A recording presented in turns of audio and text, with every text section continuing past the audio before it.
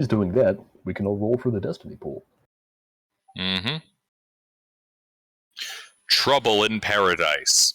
The idyllic resort world of Sparana finds itself as the staging ground for an Imperial task force under Commander Brandt. Having tracked their mysterious cargo back to its point of origin, the Peaceful Intentions had discovered that Commander Brandt was the one who had originally enlisted their previous captain in order to send their cargo to Nar Shaddaa.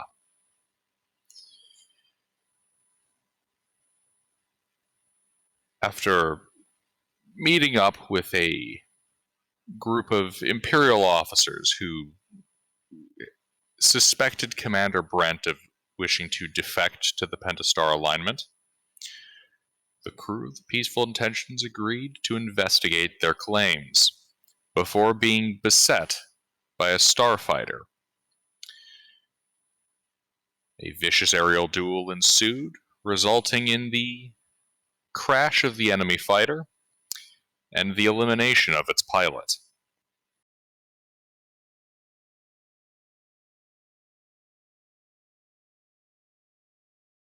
Cool. There is one thing in there that's wrong, though.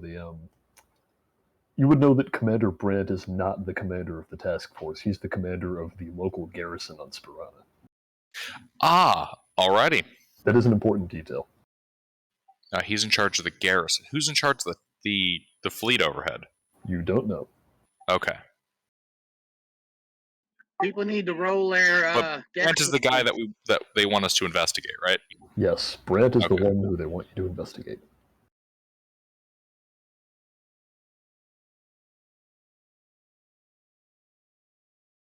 Money our dark side. Nice. It sure is. Oh no, I'm sorry. It's Money DR. My apologies. Yeah, you did it. Money dark side roll. Wow, you've already failed. by not rolling any dice that would allow you to succeed. Damn, Gilbert. Really setting yourself up for failure there. Sure, that's what that was, Pete. I definitely wasn't burning any misfortune I possessed.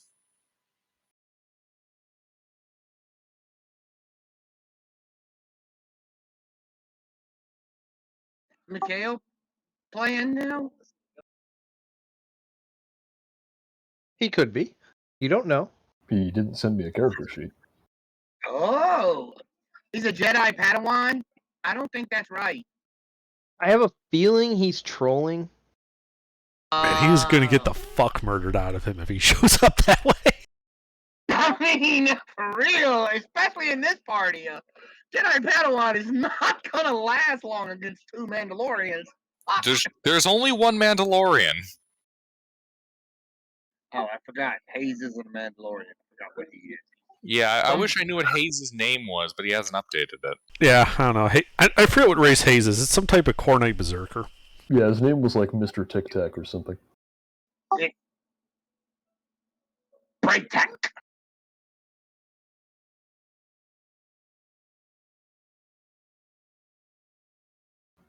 Anyway, I think you were, when we left off, still on the island, holding the Palisade Resort. Sort of getting your ship back together. Yeah, we had been like taking apart the crashed starfighter to like weld the scrap to our ship so we could, get to a actual landing pad. Yep. Yeah, I'd managed to get the engines functioning at bare minimum. Yeah, we're trying to get to a repair place. I think you should have been keeping track of how much hull trauma it has, and I think you should also have a critical injury on the ship for that engine damage. Yes, 4 hull trauma, 1 critical. Yep. And the critical should be difficulty 2 because of the repairs you made. Yeah, engine damage, severity 2. Very good. Alright, well, what are you doing? I think we've exhausted this island. We should head back to town, dock up, and prepare for the party. We don't have the funds to fix the ship, do we? Not right now, because most of our funds are tied up in the cargo hold. But after we sell the trade goods at the next system, we'll be able to repair the ship. I can fly her. Don't worry about it. It'll be a slower trip, won't it?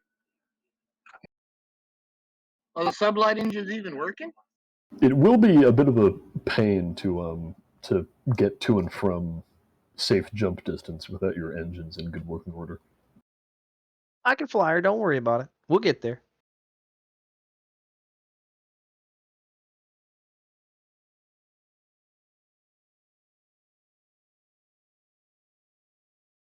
Did everybody? No, not everybody rolled their destiny. I was gonna say. No, I think we're still waiting on Hayes to roll it. If he's Yes. here, Do you roll, Pete? Oh, you did. Oh, okay. I never mind, rolled. never I mind. was the first one to roll. Gotcha. No, you're fine. I just didn't know if you did roll or not, but I seen it as I started to scroll up. It was just on the top edge of my screen. Because we had a lot last time, it seems like. All right, I guess Hayes will not be contributing to the Destiny pool today. Damn it, Hayes.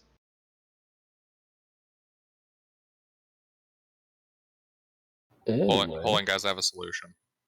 what's your solution?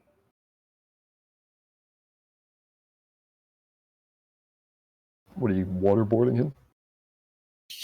Yeah. Moving him around. I was testing to see if he was actually there. Where's the money, Lebowski? We timed the outside of the ship. His job is to hold the engines back onto the ship while we're flying. The fucking money, Lebowski. All right. So I think you said you were heading back to Pantha. Yeah, I think we're just gonna Yeah. take our old dock space if it's available. Correct? If you're just going to go park the ship where it was parked before, you can do that. It is still the same day. Okay. Yeah, isn't the party tomorrow in game? The party is tomorrow. Or no, the party is 2 days. Yeah, 2 days. Thank you. Okay. Yeah, so we have some short time to kill, so we could go adventuring. We could even make money, doing odd jobs if we really wanted to in town.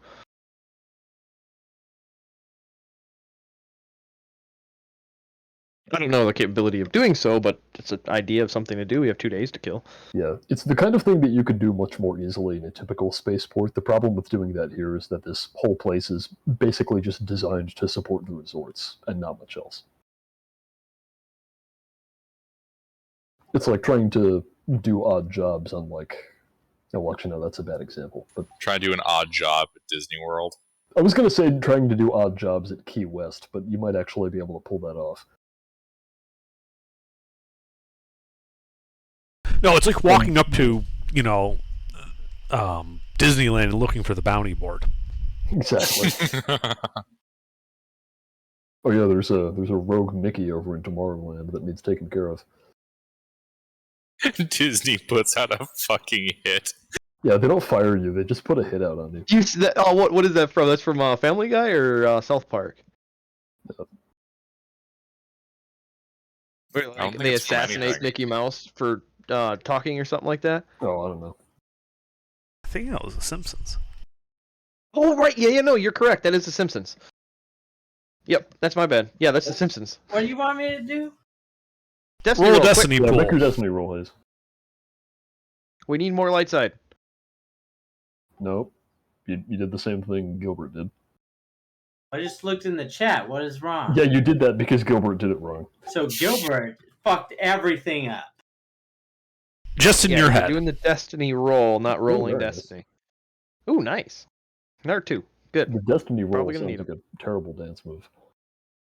Do a destiny roll. All right, yeah, I think you were going back to town. To your same old. parking I'll spot. stay with the ship and stay on comms. I have no need to go back into town and get my mug spotted by somebody. Well, if there's some kind of celebrable party, soiree, I don't know, that we need to attend,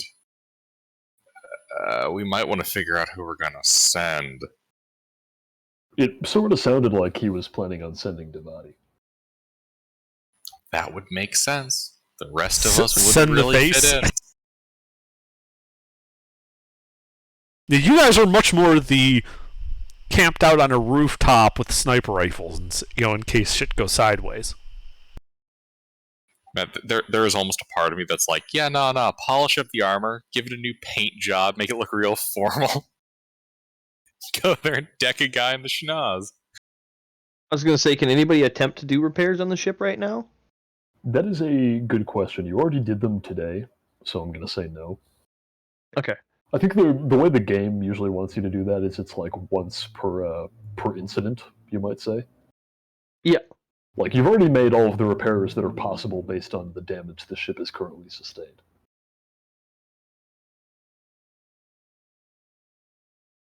But if we were to get more material, we could do more hull repair at least. Oh yeah, that's true actually, because you were working with very limited materials. Yes. So who wants to go steal armor off of ships? Well, no, wait. I think I let you attempt repairs twice, which is more than you're allowed to normally. Yeah, So you I already think you've let probably us gotten- repair twice. Yeah, you've already gotten all you're going to get for now. Okay, I was just checking. Is there a dockmaster in this area? There isn't a dockmaster. There's a clerk though. You met her before. Okay, I'd like to go up to this clerk. Mm-hmm. Oh, it's you again. Yeah. Hey, listen, I was hoping you could help me out. I met a colleague of mine, and we didn't part on the best of terms, and I didn't get a chance to, figure out where he was staying. I'd like to go and apologize to him. Make things right. He was flying, and then I give off the description of that starfighter. Is there any chance you could point me to the docking port he was at, or something like that? Is there a registry of ships that it could be consulting? Hmm. Well, I can't really give out that sort of information to just anybody. I mean, you wouldn't want me somebody telling any rando off the street that you were here. Right, but this is, someone important. This is an important person. I don't want to leave it as it was left. Would 50 credits change your mind? Why don't you roll for that, Devati? Okay. And let me think of how much willpower and vigilance this random clerk would have. That'd be charm, right? It would be charm. Okay. And the difficulty... Actually, no, just roll your half. This will be an opposed roll. Okay.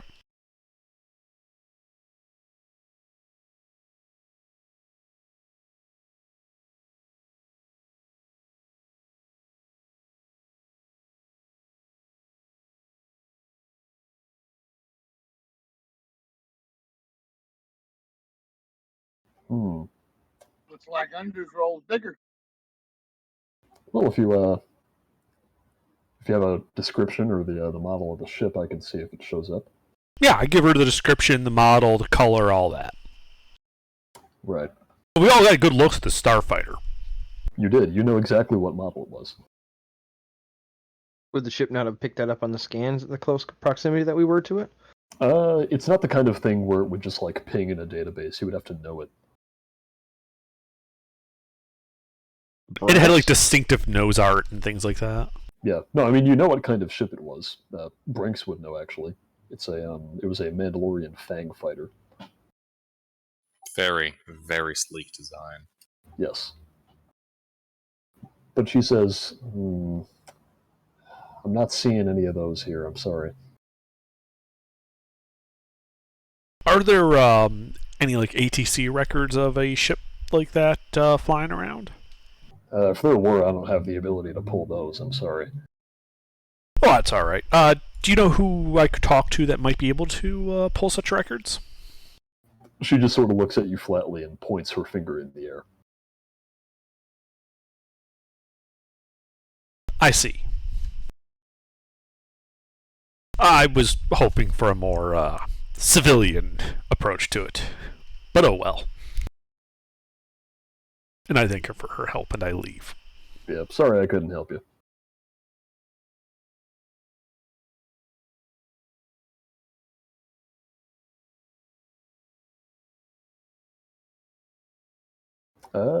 After that, and I'm assuming that you've been in the dock for like a while now, Devati, you would get a call on your comlink. Peaceful intentions. Hey there, it's me. Sorry to hear about that party crasher you had to deal with. Though it doesn't look like he gave you too much trouble. Awfully strange he was able to make it through security. You'd think they'd take more notice of that sort of thing. Anyway, I pulled a few strings and got your name on the list for the commander's little shindig. It wasn't hard once I mentioned your trade connections in the Bright Jewel sector. It's in 2 days, leaves from the private dock at the Coronet at 1800. Oh, and also I comped you a 3-day reservation for a luxury suite there, so you let me know if there's anything else I can do for you. Actually, there is. A couple of things. Is it possible for you to pull the aerospace traffic records and see where that fighter took off from? Like where it took off from to before it came to that island? If you're referring to the party crasher, I could look into the issue, but I would suggest a little more delicacy. Oh yes. It's more a fact of he left. He unfortunately left some of his property behind. We'd like to return it to him. And so, if you could point me in the direction of who I should be returning it to, that would be much appreciated. Right. I'll take a look into it. I'll let you know if I see anything. Righto. And then he would hang up. Mm-hmm. The off comms, wouldn't you just call it the NavNet, navigation network? You could call it that. Sounds cool.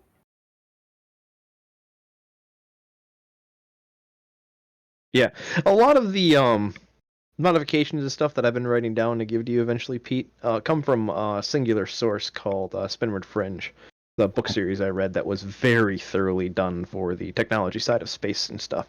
Oh, nice. Yeah, you'll have to. Your ship does have like a fairly small number of hard points that it has in it, so we'll have to sort of. I'll probably try to condense them so that you're not just spending a whole hard point on like a tiny thing. Yeah, like upgrading the scanning program and capability of a ship to be able to see through, hardened armor wouldn't really cost a hard point. It just cost a lot of money. It wouldn't change the ship's ability to fight, but it would change the ship's ability to see what it's up against. Yeah, some of those things might also end up being like rather than being upgrades, they would be mods to upgrades that you would have to roll for. The way it works with weapons. Okay. Just because That's they're fair. smaller things, but yeah. Yep. No, that's fair. But instead of having to replace the entire ship if it No, you goes just have to bad, replace the attachment. yeah, you just have to replace the navigation system. Yeah. Or the scanning system, etc. If the attachment doesn't go well. Mm. Gotcha. No, that's fine with me. Sound good to you, Under? Yeah, I think the worst thing that might happen is that rather than having to replace the ship, he would have to like replace the whatever part of the ship it slots into. So that doesn't mean you'd have to you have to replace the whole engine. There's like some manifold that you have to replace now or something. Yep. Yeah. So basically, not a full cost replacement. Something if it didn't go well. Yeah, it just means additional cost of some kind. Yep. No, that's fine with that. Yeah, I've got half of a list compiled. I'm not ready to give it to you yet, and we're not ready to do that level of modifications to the ship. And like I said, I don't have any of the prices or anything. I'm going to let you deal with that. Oh yeah. Anyway, sorry to interrupt. No worries.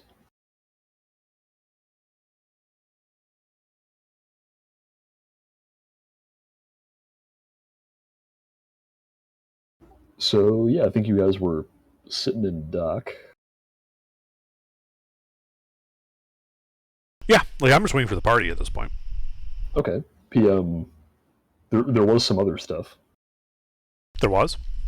Yeah, I don't know if I went a little too fast, but he did say that he comped you a luxury suite. Nice. Oh yeah, that's right. I go to the luxury suite.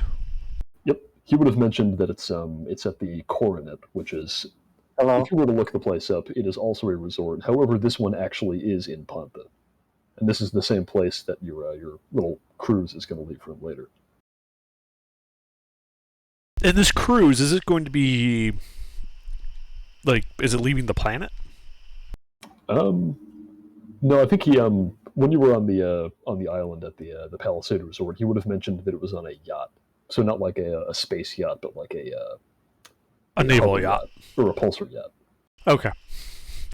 A seaboard like, yacht.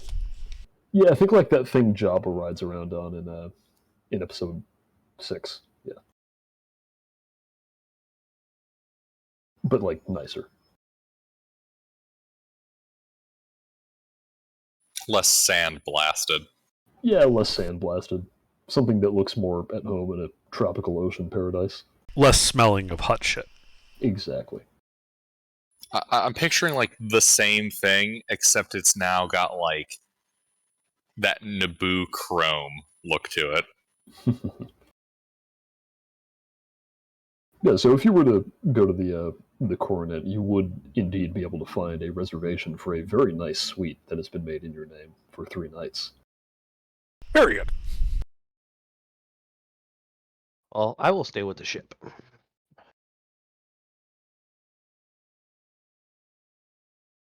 I go up to I the will suite. pretty much always stay with the ship.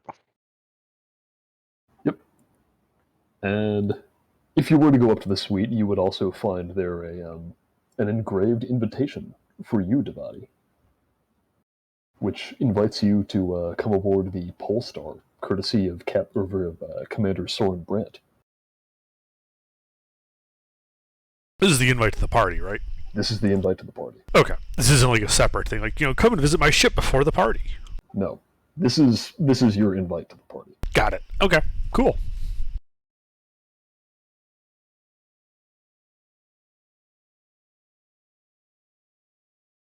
Is there anything else in this suite? I mean, there's plenty of other things in the suite. All the I meant of things you would interest. expect to find there.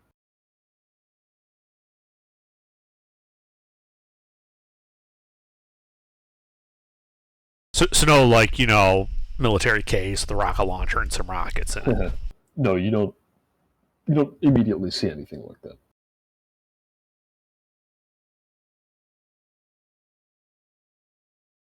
Okay, neat. Yeah, I guess I just spend the day living it up at the resort since it's all free to me. Yeah, you can do that.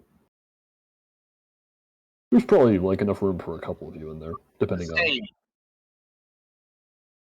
Yeah, the more luxuriantly inclined of you, there's like a second bed in there that one of you could use.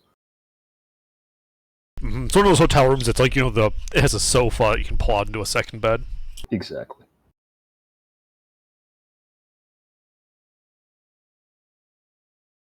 All right, so if you're not doing anything else for the day, then those of you staying in the hotel could ignore your cost of living expenses, but everybody else should have one subtracted for them.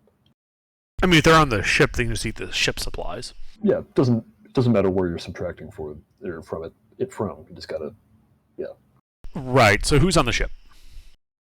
Sounds like everyone except you and Tenorok. Let's say more people could go to the hotel. Like, I'm staying with the ship just because I'm pilot, and pilots stay with ship. You could definitely fit more people in that hotel room if you want to start like sharing beds. No. Well, you can sleep on the floor too. I don't think the Mandalorian would care 2 shits about where he sleeps. You could sleep on the floor. It would not be terribly comfortable, but you could do it. I mean, whether sleeping on a ship or a 5-star hotel, the doctor's going to take the hotel. Hmm. But if it was like a party, he wasn't going to go to that. He was going to stay at that. So we have Devati going to the party, we have the hotel, and then we have the ship. Why would we go to the hotel other than Devati? I don't know. Party's not at the hotel. The hotel party was is- just given to him. Yeah. Can the body get plus points to party? Aiden, you might want to go inside. It sounds like condition 1 out there. Yeah, get off your motorcycle. We couldn't hear you. The doctor will go to the hotel, but he will not go to the party. I'm just gonna hang out on the ship. Okay. All right. I like my engine room. Sure, I'll subtract the supplies from the ships then, assuming you're just eating there. Let's say then Master Braytak has not said where he's going. I go to the hotel. All right. So just 2 or 3 on the ship. I don't know where Aiden's going to go. Hotel. All right, you're not buying your own room. You're staying in the suite. I am small. I'm sure I can find somewhere to fit. Yeah, I mean, you could definitely the main bed is already taken up by Devati, and there's a pull-out couch that Tanarok is sleeping on. But you could probably squish some other furniture together to make something resembling a bed that you and Braytak can share. Aiden just Take sleeps a at the couple foot of the armchair bed. cushions off. Yeah, it's just this huge dude cradling the tiny Alina on two fucking chaise lounges smushed together with a blanket thrown over it.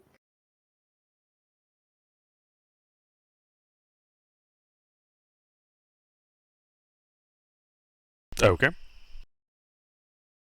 All right, and then you would also need to pay for docking for the next day.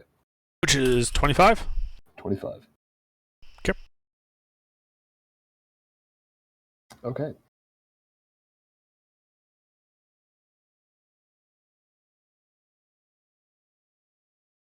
And it is now, that day has ended. You still have one day before the party. It's tomorrow now.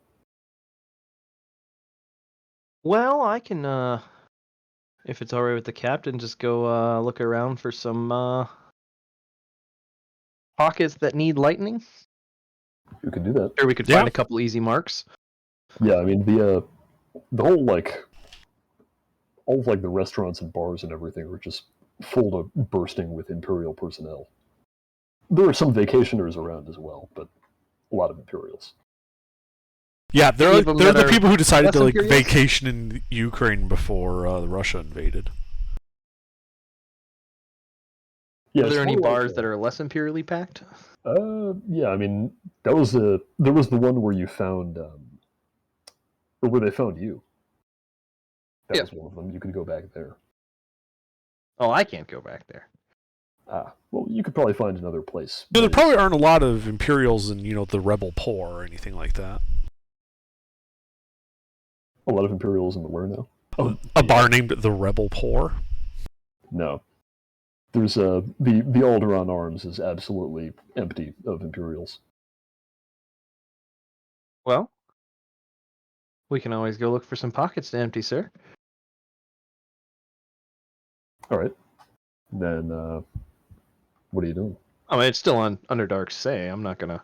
Yeah, I told you to do what you want. Oh, okay. Then yeah, I will. I will lock this shit up or the ship up. Unless You get caught, some of the we'll party's leave gonna you stay flat, behind. son.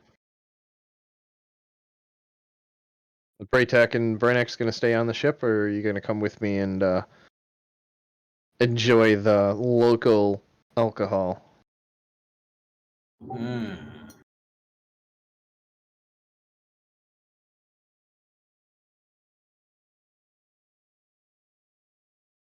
Well, that's not an answer. Kind of waiting on an answer. All right. Well, as you guys are sort of getting out the door in the morning and deciding what you're going to do for the day, Devati, you get another call. Okay. I answer. Hey, it's me again. I did say I would look into it. I talked to some of my friends with the security detail, and they're drawing a total blank on that guy that came through, which is awfully strange, I think. Would you agree? That is very odd, yes. Anyway, I don't think they're too good at their jobs, so I would be on your toes if I were you. And remember, if you need anything at all, just you let me know, all right? Oh yeah, I'll let you know. Thanks for looking into that. He didn't bang your ship up too bad? Scratch the paint a bit. Nothing we can't buff out. All right. Though if you have some contacts with just to do some minor body work on it, I'd be appreciative. What dock's it at? I can have the guy come by. It's at Dock F-34 Tac 2. Right, he'll be over. Excellent.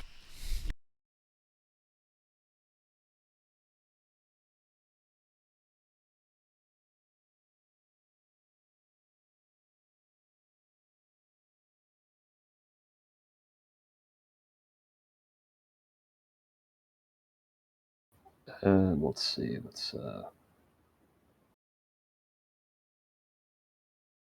How many points of hull trauma are left on the ship right now? It has 4. It has 4 left. Okay. No. It took 4. It took. It is hull trauma is current 4 of a threshold of 24. Okay. Yeah, it took 4 out of 24. Yes. I was Alright. assuming you were asking for the Yeah. total take. Plus the critical damage to the engine. And the critical damage to the engine. Yeah, and later that morning, a guy would indeed come by. This is like clearly well, actually, it wouldn't just be one guy. It would be like a guy and his apprentices would come by. They've got all of their mechanic stuff. That's it. But they were sent over to see the ship. And after having a look at it, they would conclude that there's been some damage to the structure, but also your engines are pretty fucked. And they would ask which one you would want them to get working on first. Well, I would ring Devante up and let him know the exchange that happened, and say, "What do you want? What do you want fixed? Engines or Engines. hull?" Engines. Yep. By the way, yeah, I do call they Branks definitely before they say show engines. up to let them know that this maintenance guy's coming, so Branks doesn't just panic and shoot everybody. Yeah, I'm assuming. Panic? I would not panic. Yeah, I was. But I you was would shoot assuming that everyone. You would have informed somebody on the ship. Oh, by the way, there's some guys that are come knocking on the door.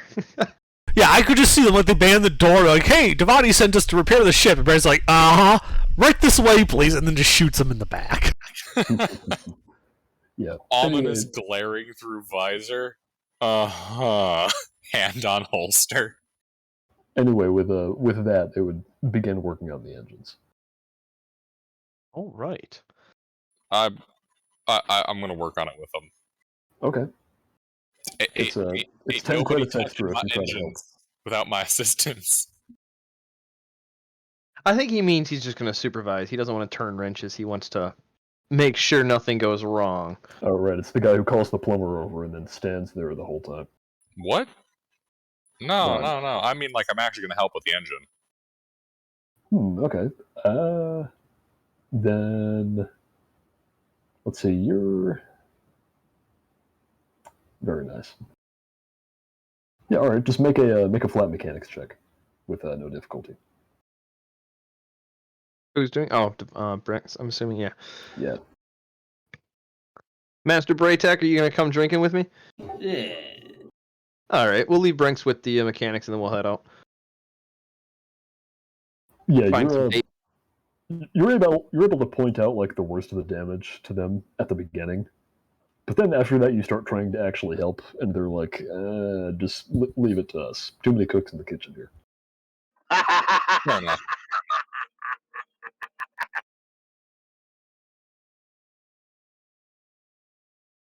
Bryce is gonna go over to the kitchen and get some blue milk. Oh, you're going to drink some of my blue milk? Okay, you can drink some of my blue milk. I'm so glad the dice are cooperating with me to allow this joke to continue.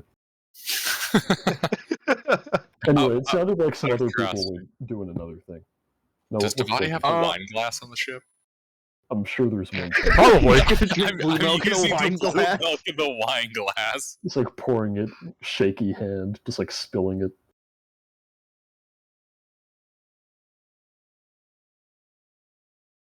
All right, what are you up I'm to? assuming Nolan? you're let's go. So Braytech and I will just kind of wander around and look for a non-imperial bar that has Mhm. no imperials in it. That would be too observant of some cut purses. Okay. And Braytech will just be there to be distraction and support as usual.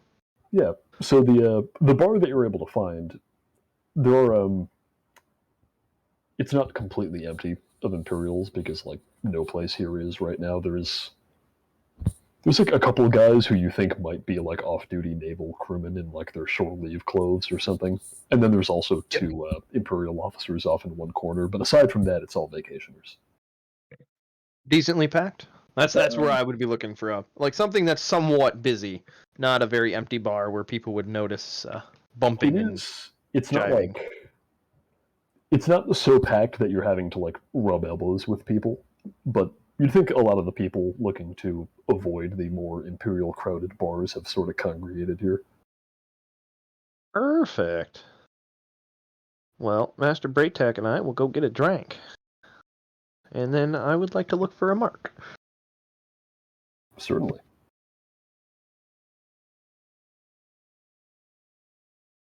Let's see. If you're gonna look for the mark first, then that will be streetwise. The actual cut pursing will be skullduggery, but the first part would be streetwise. Yeah. I was assuming it would be streetwise or perception, one of the two. Yeah. So let me see if I remember how to do this. So my streetwise is yellow, yellow, green, green. That it is. And then And the difficulty here will be, I'll say 2, because it should be fairly easy here. oh, purple, For somebody purple. who knows what they're doing. Purple, purple. All right. Yeah. Yeah, you're able to find like a group that's kind of on the younger side. They look like they're, it's just like a bunch of rich kids out having some fun. All right. I'll elbow Braytac and nod my head kind of towards that particular group. I'm assuming they're somewhat decently isolated, not standing in the middle of the room, like kind of on like in a corner, kind of. Yeah. Or a side booth. Yep. All right. So yeah, I'll nudge back Master Braytac and kind of nod my head towards them and basically convince him to let's go make friends. Yeah. So then yeah, we'll pick up our drinks and then I will go to the bar and I will say, hey, can I order a round for that table over there? I'll be joining them. You certainly can. All right. That's all included with your success on that streetwise roll. Nice. Then I will go make some friends and start partying it up. Ooh. Start telling jokes, making them, comfortable with my presence, etc. Just Yep, normal yeah. con tricks.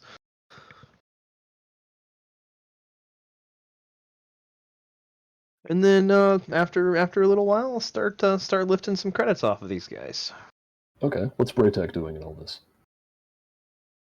Socializing.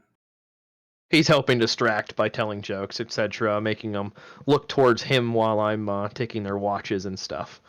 Very good, very good. All right, then this will be difficulty 3 skullduggery with 1 boost die from Braytac helping you and another boost die from your good roll on the streetwise.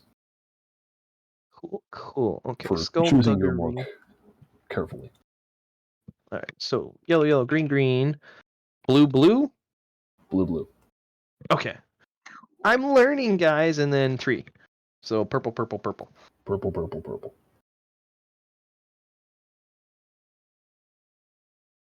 Oh, damn. Ooh. Wow. You had That is not good. a roll. Yeah, so And the everything purples. everything was going perfectly for you, Nevin. You managed to get like a shit, now I have to remember how money works. Yeah, like Money this can be guy was exchanged for probably- goods and services. yeah, money can be exchanged for goods and services. Beat me to it.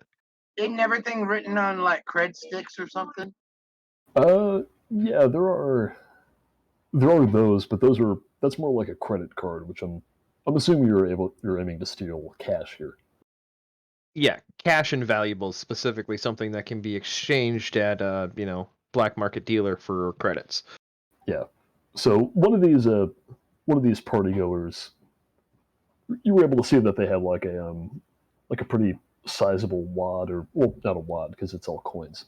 It's like a pretty sizable pouch of something stuffed into their back pocket, and you were able to get it loose. But then at the last minute, he like elbows you and it falls to the floor. Does he notice? It does make like a clattering sound. And yeah, he That's definitely not- notices. He notices. Oh, okay. Then I'll act like it fell on its own accord. All right, that'll be deception. Difficulty. This is going to be an opposed roll. You just roll your half. Oh, gotcha. Okay. Yeah, like up until now, if this were D&D, you would be competing with passive perception. Now you're competing with like an insight check. All right. And let's see That's how decent. insightful. Yeah, no, you rolled decently well. How insightful is a drunk teenager? Yeah, that's true. You would have been able to find somebody who's drunk, so that'll add a black die to this for him.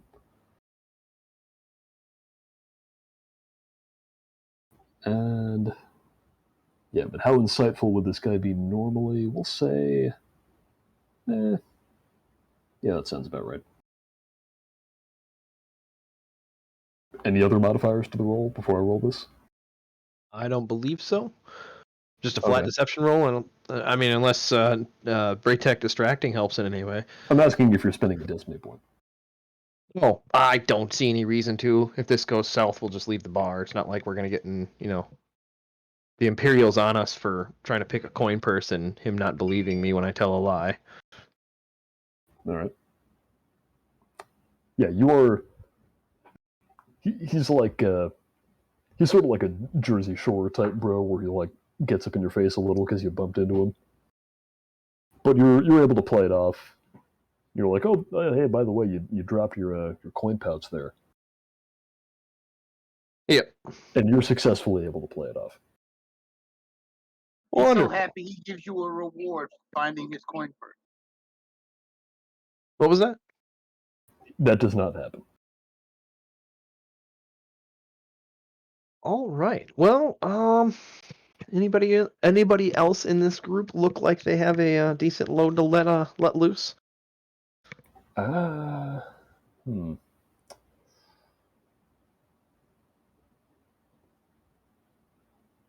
You're looking for people in the same group? Yeah. I mean, as far as they can tell, I just bumped into a dude and it wasn't that big of a deal, and I even helped him out by pointing out his coin purse on the ground. Yep. There was that guy. You think it probably would be harder to try that on him again because now he's like a bit more on his guard. All right. After all, a stranger bumped into him in a bar and he dropped his money on the ground. He doesn't say anything about that. But like he's definitely he's patting his pockets a little. Yep. Stuffed it a little bit deeper. Yeah, Put it on the front, etc. As for other people, make another streetwise check to see if there's anybody else in this group that you. Or actually, no, you're looking for valuables. So yeah. So this will be perception, not streetwise. Well, I prefer streetwise. Well, you use streetwise to find your marks, and you found good marks, but now you're looking for valuables on specific people. All right. Like in their And pockets. then difficulty? This will be difficulty 3.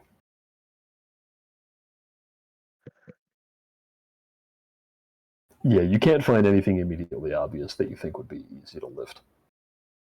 All right, then I will bump Master Braytech, and all right, on to the next pub. Nope. So we'll continue partying up and make a graceful exit, and then just head back to the ship. Why don't you start up an arm wrestling contest and see if you can have people challenge the arm wrestle Master Braytech? Oh yeah, true. I suppose we got Mr. Hulky here. Yeah, we'll scratch that. You could have a contest of sport with everybody drunk. Yeah, it'll be And we bet on it. Yeah, basically, yeah, that's a good idea. Very good idea, Dr. Tenorek. Yeah, so instead of leaving the party, since we can't really see anything of valuable, we'll make a wager to see which of these young bucks think they can take Master Braytech on in arm wrestling or any sort of what would be equivalent strength competition for the Star Wars universe. Yeah, coin purse bro is willing to take that bet. I kind of figured he would when you said he was like a Jersey dude. Yeah, he's a bit of a he's a bit of a macho man. Yeah, I figured that would work. Great. The question, Braytech, is how much money do you have to wager? The question is, how much money does Rack Lamb have to wager? Me? Rackham? Yeah. I got 10 credits on me. We lie and say we have I more. mean, you can, yeah, you can lie to him and tell him you have more, and then Braytac could win, and you never know. He'll never know if Braytac wins. All right, well, I'm going to go outside and call the captain real quick. Ask him to wire you some money so you can have an arm wrestling. Yeah, contest. basically, hey, can you transfer like 100 credits real quick? I mean, you could do that. Rackham, I'm assuming that you would have like the equivalent of an ATM card. You could actually have him do that. Yeah, with command and control units. Yeah, I can wire him up 100 credits or whatever. Yeah, we're just trying to wager some drunk idiots some arm wrestling against Braytech, so you can imagine how that's gonna go. Uh-huh. So all right, so I got 110 total then to play with. Yep, you can wire that to your personal sort of credit stick, and then there's Datapad, yeah. There's a thing that's, well, it's not a data pad. It's like literally a stick of plastic or whatever the fuck they call it in Star Wars. That's basically a credit card. And then you can put that into what is basically an ATM to get what is basically change. Money. Money. All right. Well, I will go. I will draw the 100. I'll keep the 10 on there. Yep. Having gotten your cash, you can put down a 100 credit wager on this arm wrestling contest with Macho Coin Purse Bro. His name just keeps getting longer. It's great. Yeah, I'm just gonna add something to it every time. Macho Coin Purse Bro. And I think with that we'll get to the arm wrestling segment. All right. Well, I will just observe, and then obviously passively keep looking for anybody else that might potentially have a loose coin purse they're willing to not give to me without knowing. All right, Braytech, do you want to make your arm wrestling check? It's just athletics. Oh. How many yellows do you have for athletics? I think he has a lot. I just roll my stats. Yep, just make your athletics roll. No difficulty.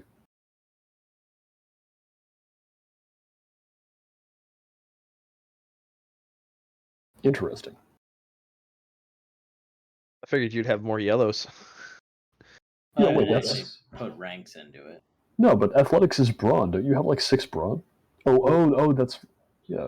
Yeah, I do. There's only have one rank in it. On, but you got to put ranks in. Oh, but you only put 1 rank into athletics? Well, for the moment, I've been focusing on some other stuff. If you have 6 Okay. brawn, shouldn't you have 5 green? No, he only has 5. He said. Ah, okay. Again, I'm working towards the 6th bronze, so getting there. That's where the points have been going. All right. Well, this guy's been working too. Has been working out, bro. Yeah. Yeah, bro, he lifts.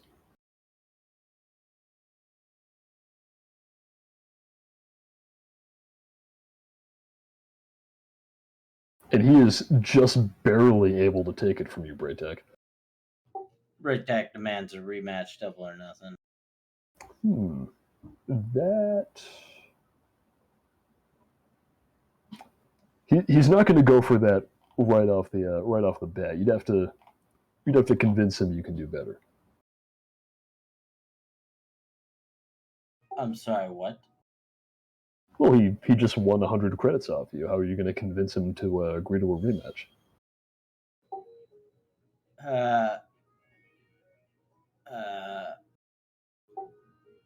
It was so easy, he could do it again. Yeah, well, now he's convinced he's beaten you. What's the point of wrestling you again? Because if he doesn't, I'm going to cut him into 2 pieces. Oh, all right. Well, coercion. I don't think he's coercing him. I think that was an outright threat. You should roll coercion anyway. You should let the Wookiee win, because the All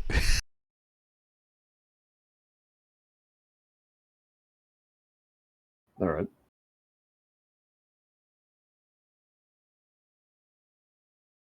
This guy's a bit of a meathead, so we'll say he's got a... Yeah.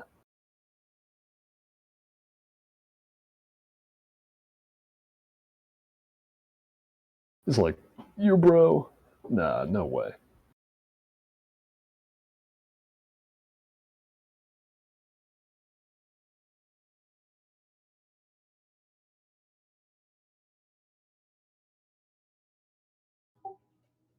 Braytac punches him in the face. All right. Make your that's brawl. So make your brawl roll, and it's 2 because he's in melee with you. So 2 difficulty.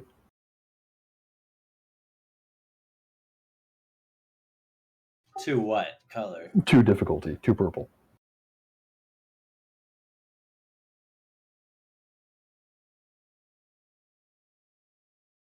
I think he hit him.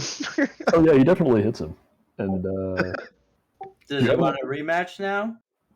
he definitely wants something now. Do you have anything that you add to that besides just the 4? I know you have some stuff that like does things to your damage with certain rolls, but I don't know what they are. I mean, when making a melee or brawl attack such strain up to ranks and frenzied attack to upgrade it. Okay, but you didn't do that. Add 1 damage to each successful hit. So that's Does that say melee with a capital M or a lowercase m? Capital. Okay. Does it also say brawl? Yeah, melee or brawl. Oh, okay, yeah. So And that's how many ranks in that do you have? Just 1? 2. So plus 2 damage. Oh, okay, so it's 6. Yeah, no, you hit this guy pretty hard. It's like, oh, you want to go, bro? Yeah, bro. All right, then he's gonna come at you. While they're doing that, can I try stealing his coin purse again? I'm gonna say that guy got like hit pretty bad. Yeah, if you want to jump in there and go for it again, you can go for it. All right. All right, That would be. What did we make the roll last time? I think it was difficulty 3, but you had 2 boost dice. Yeah, you've got put a 3rd one on there. 3 boosts and same difficulty? Same difficulty. The 3rd boost is because he just got his shit rocked. Oh yeah, you were able to snag it this time. He's way too busy trying to fight Braytac to be worried about what's no longer in his back pocket. So I'm not going to count it. I'm just going to tuck it into a hidden pocket in my vest. Yep. So it disappears. It's got like padding in it, so if there's currency or anything in there, it doesn't make noise. Mm-hmm. On my first rodeo. Braytac, do you have any melee defense? Yeah, of course. Okay. I got 2. You have 2. Okay. And 8 soak.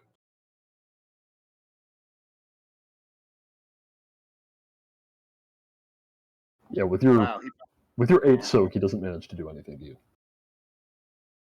I chuckle at his patheticness. And then I punch him again. Yeah, what exactly are you wearing, Braytac? Battle armor. Yeah. He bought His battle fist. armor, by the way. His fist feels sore after hitting. He went for the head, but he didn't hit the head. He's too drunk. Yeah. Braytac's too tall. After that, he's gonna back off, and he's like, his friends were already trying to get out of here, and he's gonna, like, he's running for the door now. I chuckle and let the pathetic clutching his hand. away.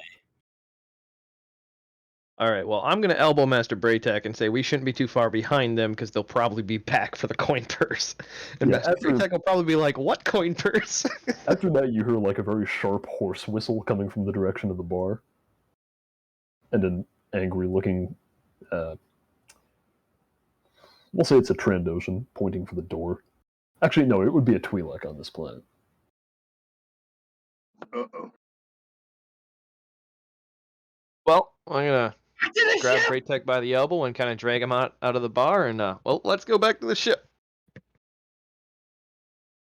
Yeah. All right, back at the ship, or on the way to the wait, ship. never mind. Back to the ship. The credits don't matter. We have them. I was going to transfer the 100 back right away, but don't need to. Well, the credits do matter because I'm going to tell you how many there are. Yeah, on top of the 100. Yep. So the unfortunately, the 100 that he slammed on the table came out of that pouch. But in addition to the 100 that he slammed, there is another 150 in there, so you've scored a total of 250 from that guy.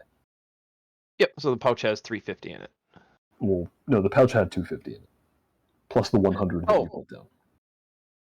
Oh, okay. You So put down 100, and he put down 100 out of his 250, and there's another 150 left in the pouch, So 350 total, including our 100. including your 100. Yep. That's what I was saying. Sweet. All right. Not Then exactly once the we get way back, I expected it to go, but that's I'm pretty- surprised you lost the arm wrestling contest. I mean, for real. That's why I suggested it. I was surprised that I didn't think to use a fucking light side point for the pit fight. That's why I asked Braytag you. won the face punching contest. That's all that matters. Yeah. Because even a drunk guy, Alright. after he throws that first punch, realizes getting into a fist fight with a guy in fucking power armor is a bad idea. Yep. So once we get back to the ship, we'll get on the comms with Devati and say, well, in addition to the 100 that you gave me, I got another 250 here. Cool. Good day. So then I'm assuming I can, somewhere in the port, I can transfer the 350 back to him. Yeah, there are ATMs around. You can go and make a deposit and send it off. Braytag wants 100 credits for his contribution. Sure. I'll say I'll take 25 for my personal.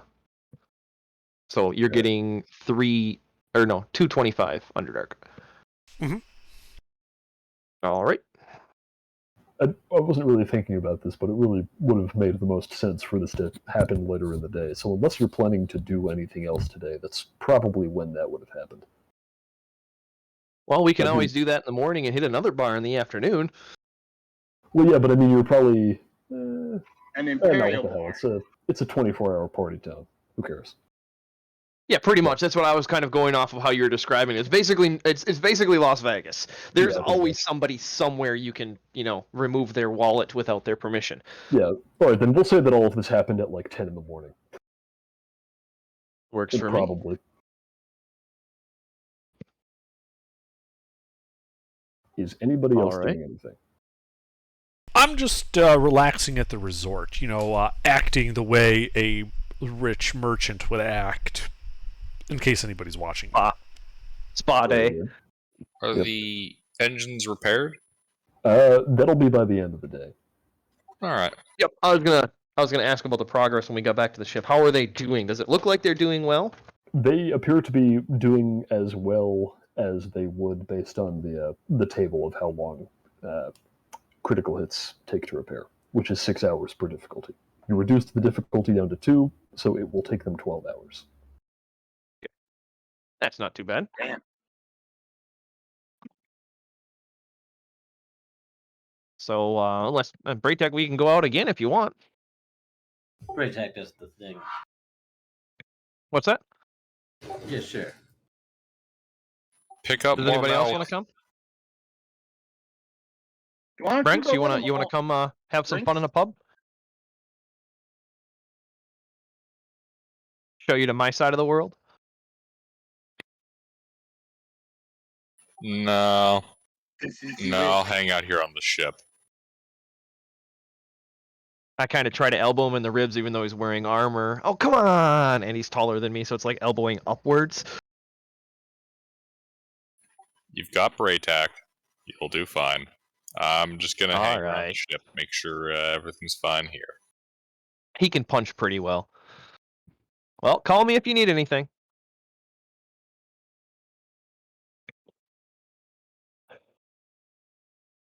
All right. So you're going back Right. out for the evening? Actually, real quick, while we're still on the ship, I'm gonna get on the comm with Devanti again, and be like, hey, you want us to look for any possible merchant ships we could alleviate of their cargo at a later date that we could, keep an eye on?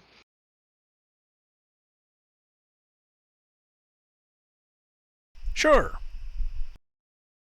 All right, then yeah, we'll peruse around the port looking specifically for like merchant ships and stuff like that that aren't heavily armed that might have a decent cargo hold worth of inventory they could be alleviated of at a later point in time.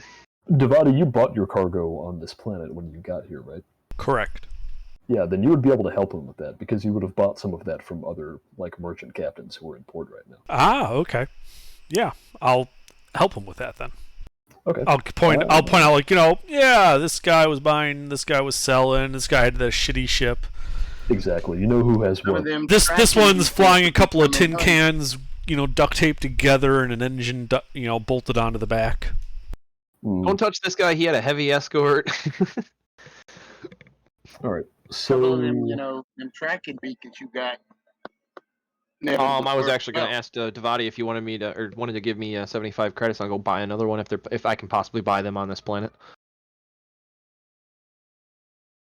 I mean, it's not exactly something you go to Walmart for. yeah, it's a little. It's not like a black market item, but I think I would make you roll for that. All right. Yeah. While we were out and about for the pubs, I would have probably been keeping my eye out for potential black market locations. Okay. Let me see here. A Sperana. resort town like this, there's got to be. And then I one, have too. black market level 2, black market contacts level 2. Okay, what does that do again? When purchasing illegal goods, may reduce rarity rank by 1 per rank, increasing cost by 50% of base cost per reduction. Don't know exactly what that means, but I'll copy pasta it to you. Yeah, please do. And So that's that for illegal goods? If this is considered legal goods, I know somebody. That might actually help more. Because I don't think yeah, those know somebody. tracking beacons are illegal. They don't have an R next to them. So yeah, this is what I got. Reduces rarity by 1 per rank of notice. Yeah, I have 1 rank in it. Very good. Yep. Then that means this will only be difficulty 3. And Alright, it's and- you're trying to buy legal goods, so it is what is it? Where's the thing? Negotiation? Yes, it's negotiation. Thank you. Oh, I'm no good at that. Since I'm I'm not sure really- if you're it would- coordinating it with would- him, you could have Devati roll that for you. I was gonna say I was gonna say he could just come out of the suite for going to town to purchase this item that because we're obviously sticking it on another ship. So Yeah, he's like lying by the pool on his comm link, like calling different places, being like, "Hey, do you have this?" Yeah, I'm just like arranging the buy. So I roll negotiation. I got 2 guys coming to get something. You got it. negotiation. I believe you said difficulty 3. Difficulty 3. It would have been 4 without that thing you had. Yeah, you were able to find one. You can just buy, buy however many of those you're going to buy out of the book. You find a place that sells them. They're 75 each. I don't know how many you want. Grab 2. All right. So you'll take that from the ship's monies, I'm assuming. Mhm. All right, then. Yep. I will put those in my inventory, and then Braytech, you want to put 1 in your inventory too? I'm assuming Braytech's just coming along with me. Hayes? All right, I will put both in my inventory for now. All right, and I think you were looking for ships that would make a like an easy target for a little larceny. Yep. Okay. That I'm gonna say would be another Streetwise, but you would get a boost die from Devati. All right. I have good streetwise though, so. Yep, it'll be difficulty 3. Right. Money. Roll. Rolling that money. Yellow, green, blue. Purple. 3. Yep, 3 purple. E. Let's see, how should I handle this?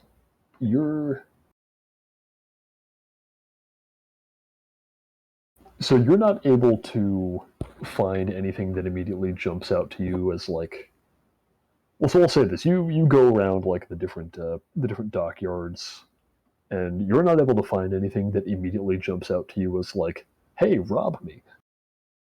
So if you're going to find like a target to potentially break into and steal some stuff off of, you're kind of going solely based on the information that Devati has, just of like what they have. All right. Yeah, that's something we can do later too. I mean, I suppose we could get on comms now. So yeah, we'll go back to the ship. I'll pass that information on to Devon and be like, I didn't see anything that really stood out to me, but I feel like I'm having an off day. This is a resort planet. I wouldn't expect, lots of high value goods to be transiting it. Yeah, understandably. Or, under armored vessels. Usually the wealthy merchants travel to these kind of planets.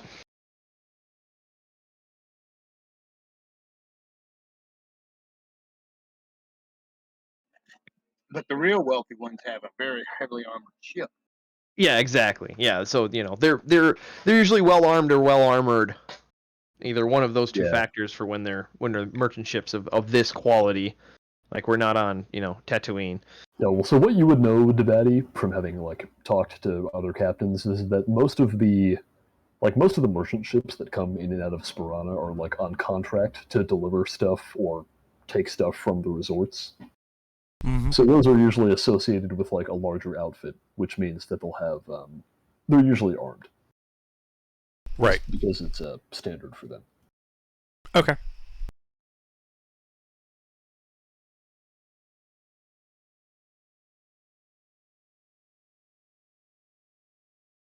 All right, then I guess that's all the thieving I can do for the day. Turn it over to somebody else. Unless we want to go, yeah, I suppose we could still go to a pub. That was on the agenda if we wanted to go back to another one. Yeah, that could have been your noon excursion, and then you could go to a pub for the for the evening. Yeah. Braytech, you want to go drink again? All right, we meander off, searching for a new destination to have fun and steal friends. Yep. I mean, make friends. Steal from friends. I think there is one thing I'd like to do while I'm here on the ship. What would you like to do? I would like to head up to the cockpit. Mm-hmm. I'd like to go up to the pilot's chair. Yeah. I would like to adjust all of its seating settings ever so slightly.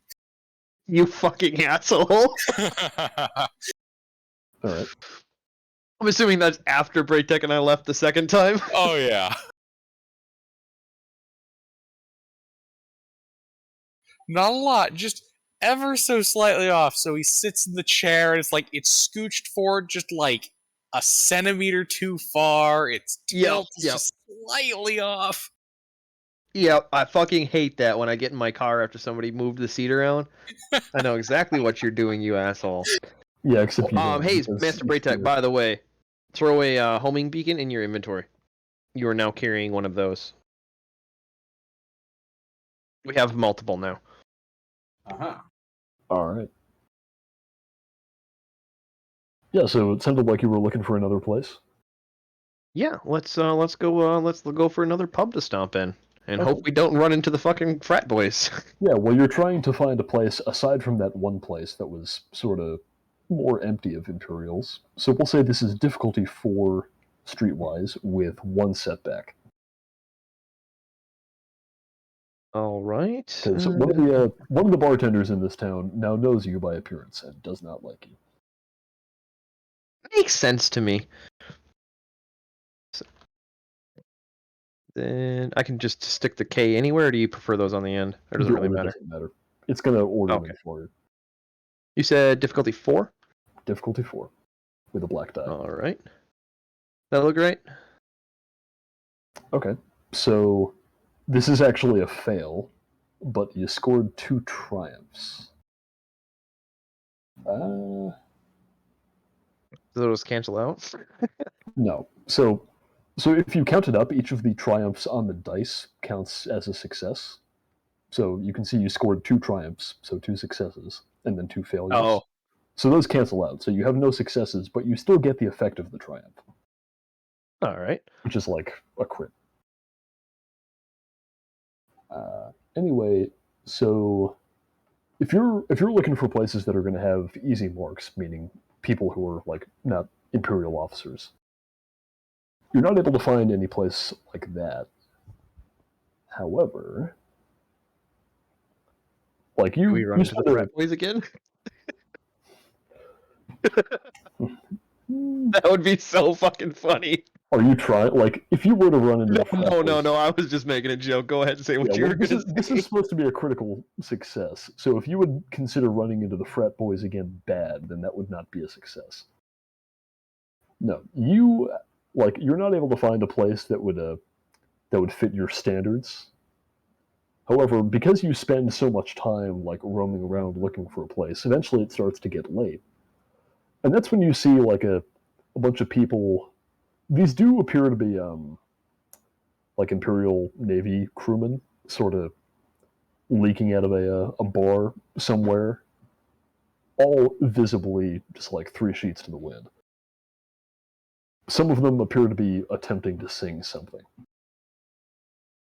Exactly what I pictured. Just a bunch of trashed guys, like arms over each other, singing, trying to sing anyway. Yeah, a bunch of drunken space sailors.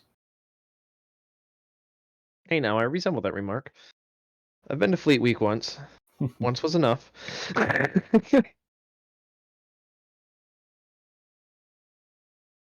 All right. Then I will, of course, naturally elbow Braytek and kind of nod my head at the largest of the group, and let's go make some friends.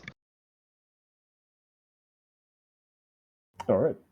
So, how are you introducing yourselves to these drunken strangers on the street at night? Well, I'm gonna walk up and be like, "You boys look like you've had a great fucking night. Where are you going next?" Oh, well, I gotta be back in my barrack before morning. Well, judging from the placement of the sun and the moons, we got a lot of time before morning. Let's go have another one. You look like you like to have fun when you drink. First round's on me. All right. This is gonna be charm, full charm. Oh, I suck at charm, but we can go for it anyway.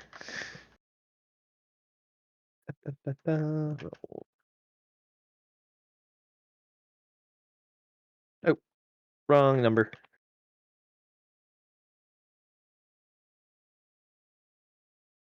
Can I, do you guys want me to spend a light side on that? Too late. You already rolled. Oh, okay. I have to do it with the roll. My bad. You're right. Although You're you right. could spend a light side on the roll I'm about to make. Anybody for that or opposed to that? It's up to you. It's your dice. Go ahead. Well, the light side dice are everybody's dice. Go ahead and roll no light side. We'll save it for the Alright. party. No, it's. Should have took it. Yeah. So one of these guys, the guy you were presumably making that offer to, it's like, sure, I got another few in me, but the rest of them don't want to come along. It's just the one guy. But this guy appears to be like particularly sloshed. I am Even fine more and so than the particularly others. sloshed. All right, time to find the next seedy bar to drag this guy into and rob him blind. Mm. I mean, there are plenty of those around. They're just full of like other Navy crewmen. That's fine. We'll bring a Navy crewman with, and we're just instantly friends with everybody. Hey, there you go. Basically, we're trying to avoid anywhere there's officers that wouldn't be drinking heavily. Navy crewmen, I don't mind. I mean, I can lift coins off of them pretty easily. Yep. But officers, they won't be drinking nearly as extensively. Who wants and to if they stick are, to they're the gonna be in enlisted private. ranks? Yeah. Exactly. You don't mix your soaps. All right, if you want to get this guy, like, I mean, how drunk are you trying to get this guy? I mean, he's already pretty drunk. We ain't got to go very far. Okay, well, I'm saying, how far are you trying to go? I mean, just like I said, nearest pub, and make some more friends with him on, our side. Okay. Are you More. buying him drinks? Yeah. I'll start by buying a round, and just loose lips, etc. Yeah, I'm gonna say between the three of you, that's gonna be like 5 credits, which is the equivalent of another day's living expenses. All right, that's fair. All right, so yeah, we'll buy a round, and then start boozing and juicing and making friends and Yeah. start looking through the Navy personnel that's with us right now and see if any of them are spending excessively or seem to have a lot of credits to go around. That kind of information is what I'm looking for. I mean, the officers definitely seem to have more money, but most of the officers that you see also appear to be restraining themselves a lot more. Yep, that's exactly why I don't want to pickpocket an officer. They're not drinking. Well, they're drinking, they're just not getting drunk. Yeah, they're not drinking. That's what I mean. Like, they're not Yeah. drinking. If They're you're not drunk, consuming you're not alcohol. Yep, exactly. All right. So you're looking for other people besides this guy. Yeah, we're not just gonna, take his money. I'm looking for, all of the pockets that might be loose that I can, progressively take, 50 credits from this guy, 20 credits from this guy, just, working my way through the crowd. I see. Okay, then that is going to be... It'll be difficulty 3 streetwise with a boost die from your inebriated Imperial friend. Difficulty 3 streetwise. Okay. And boost, yep. Yep.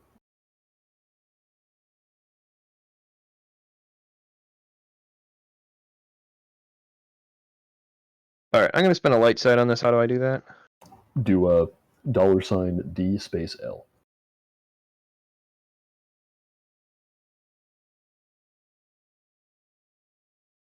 Alright, and then just make my roll? Well, and then you would upgrade your side of the roll once. Okay, so 1 green to yellow? 1 green to yellow. Okay. I only did that once before, so.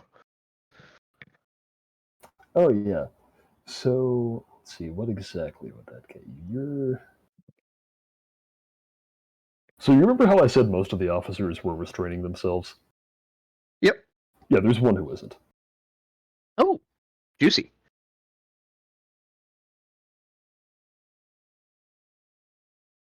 All right. Well, I will meander my way through the crowd and pick up any loose credits that I can, and then go for the big mark.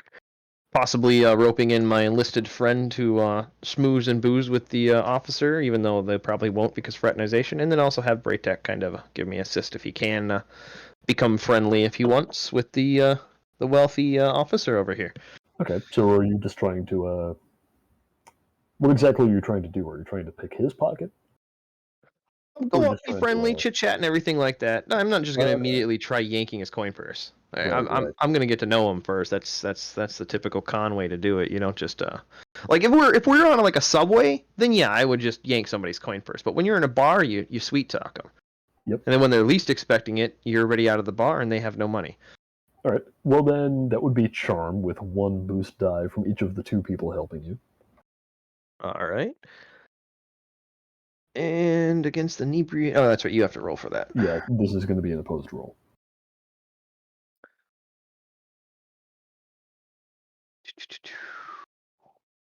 So that'd be green. Use a light side point.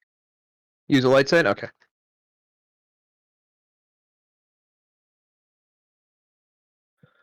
And that will give me a yellow, so that is nice. I don't have the greatest charm. I should probably consider upgrading that. I don't have much presence. You do have one guy who's pretty good at charm, though. He's just not here. All right. So yellow, green, blue. So I have two boosts. You said so like that. Like Okay. that. Oh, yeah. Ooh, that's a very nice roll. Anyway, this is this guy's roll. He does not roll very well. He loves us.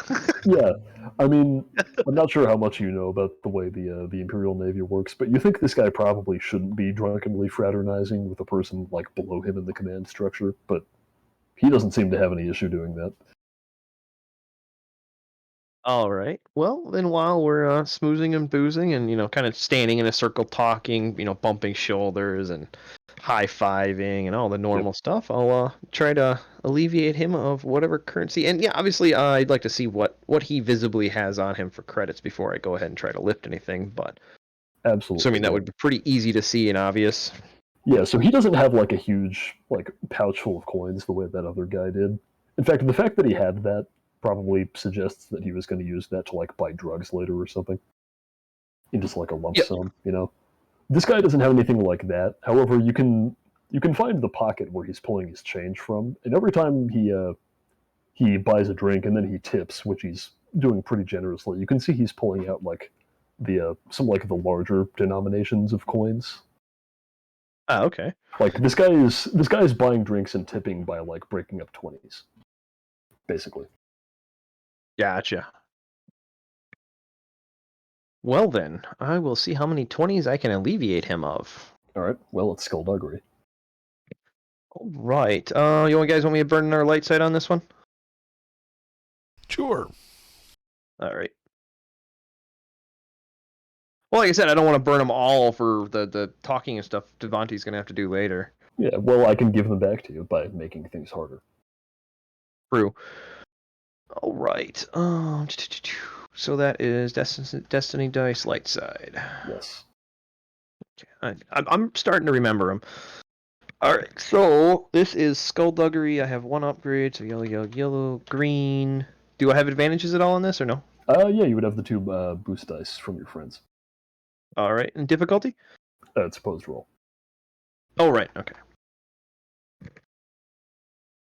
Bang! Yep. No triumphs. And, yeah, let's see what this guy can muster.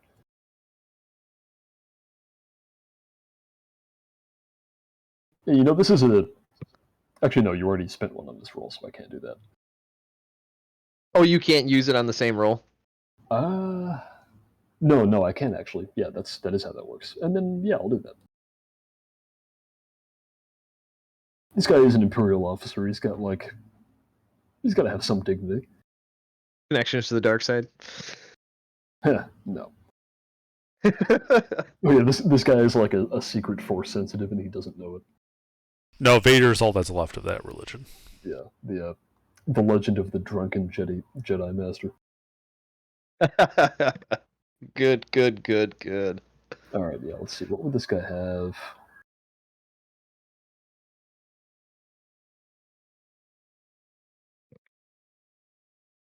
I mean, he's pretty sloshed. Although we probably should have bought him another drink. No, I could base this off of the actual Imperial officer stat block.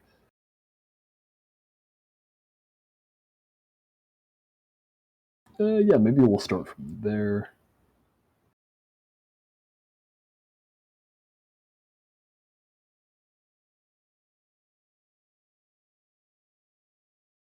Yeah, like this guy is, despite being very like clearly and severely drunk, you think this guy's still pretty attentive, but you're able to get one over on him.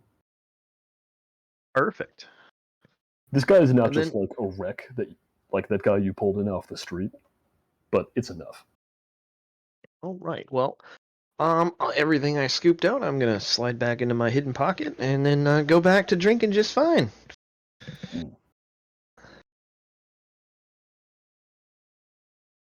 And then after another drink, I think I'll nudge Braytech and we'll make our exit. Yeah, you can do that. Before he goes to buy, basically. Yep. All right, Scooty Poot back to the ship. No issues. Yeah. By now it's getting to be evening of that day. The mechanics would be done by now, and the engines are repaired. Sweet. That's worth having the hull damage, honestly. Yeah. All right, so now I'm going to do a little bit of counting. How much did I alleviate him of? Let's see. Yeah, you rolled pretty well. We'll make that. This guy was an officer. You were able to make off with a tidy, we'll say 350. All right. You had 100 more than that other guy. Then I will get on the comm with Devontae and go to the nearest ATM and be like, hey, I got another 350. How much do you want? Braytech's going to obviously want his 100. Well, if you're giving Braytech 100, I assume you're going to keep something for yourself. Just wire me what's left. All right, 200 it is then. 50 for myself. Braytech, you get another 100 credits. Good job.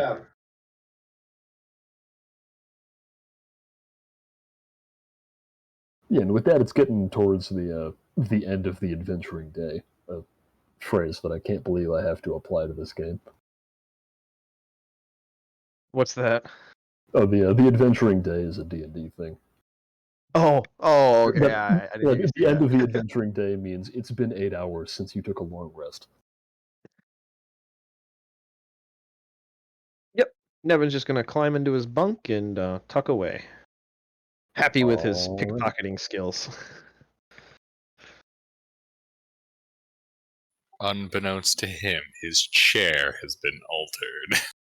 Yeah, I haven't sat down in the command chair, the pilot chair yet. I went right to my bunk, basically, counted up the money, and then went to the ATM, deposited it, and transferred to Devontae. Alright. And with that, it is the dawn of the day of the cruise. So you'll need to pay for parking and everybody's amenities again. Whether that's Okay. out of the ship's supplies or I assume the people who stayed in the hotel are still staying in the hotel. the people who stayed in the hotel are still staying in the hotel, I presume. Yeah, so I think it's Okay. just Branks, Braytech, and myself on the ship. Yeah. Ooh, Well, okay. no, Braytech is in the hotel. Oh, Braytech Yeah. went to the hotel? Oh, okay. Yeah. Oh, that's right, that's right, yeah. Yeah, they've got like two ottomans shoved together that yep. you're curled up on with Aiden like on top of them. Yeah, okay, so then it's just Branks and myself on the ship. Yep. Which kind of makes sense, because he's the Mandalorian and I'm pilot.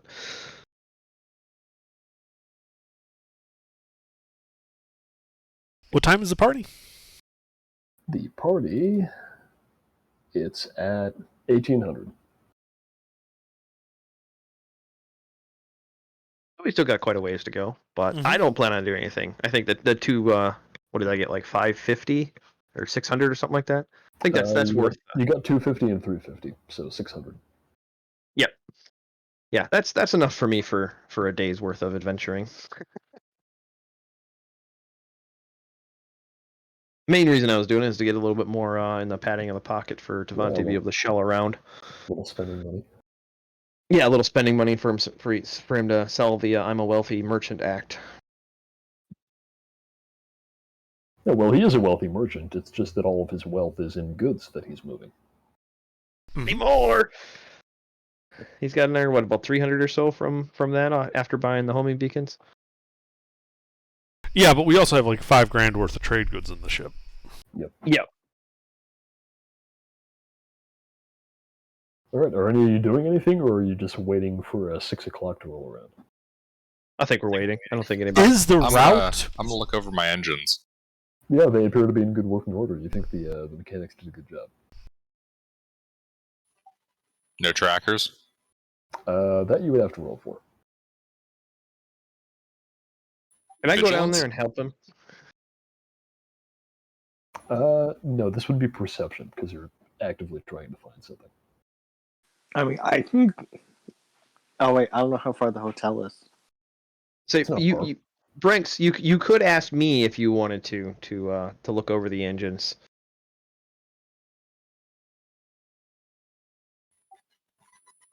I mean, do you want to? I'll help you look over them. I was gonna say, yeah, I got one rank in perception, so I don't know how much So do I. if you have more. Oh, okay, then we're about on par. Actually, you know what? Because this is the engine of the ship that you've worked on before, I'm going to say that you could use mechanics, but only Brinks. Oh, sweet. Can I still get a unskilled assistance from Rackham? You sure can. Rack 'em up, rack 'em up, rack 'em up. Oh, there should have been difficulty to that. Please roll just to simulate all the nooks and crannies that are in there. We'll say difficulty 3.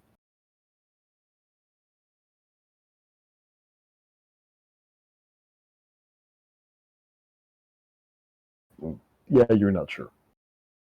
All right.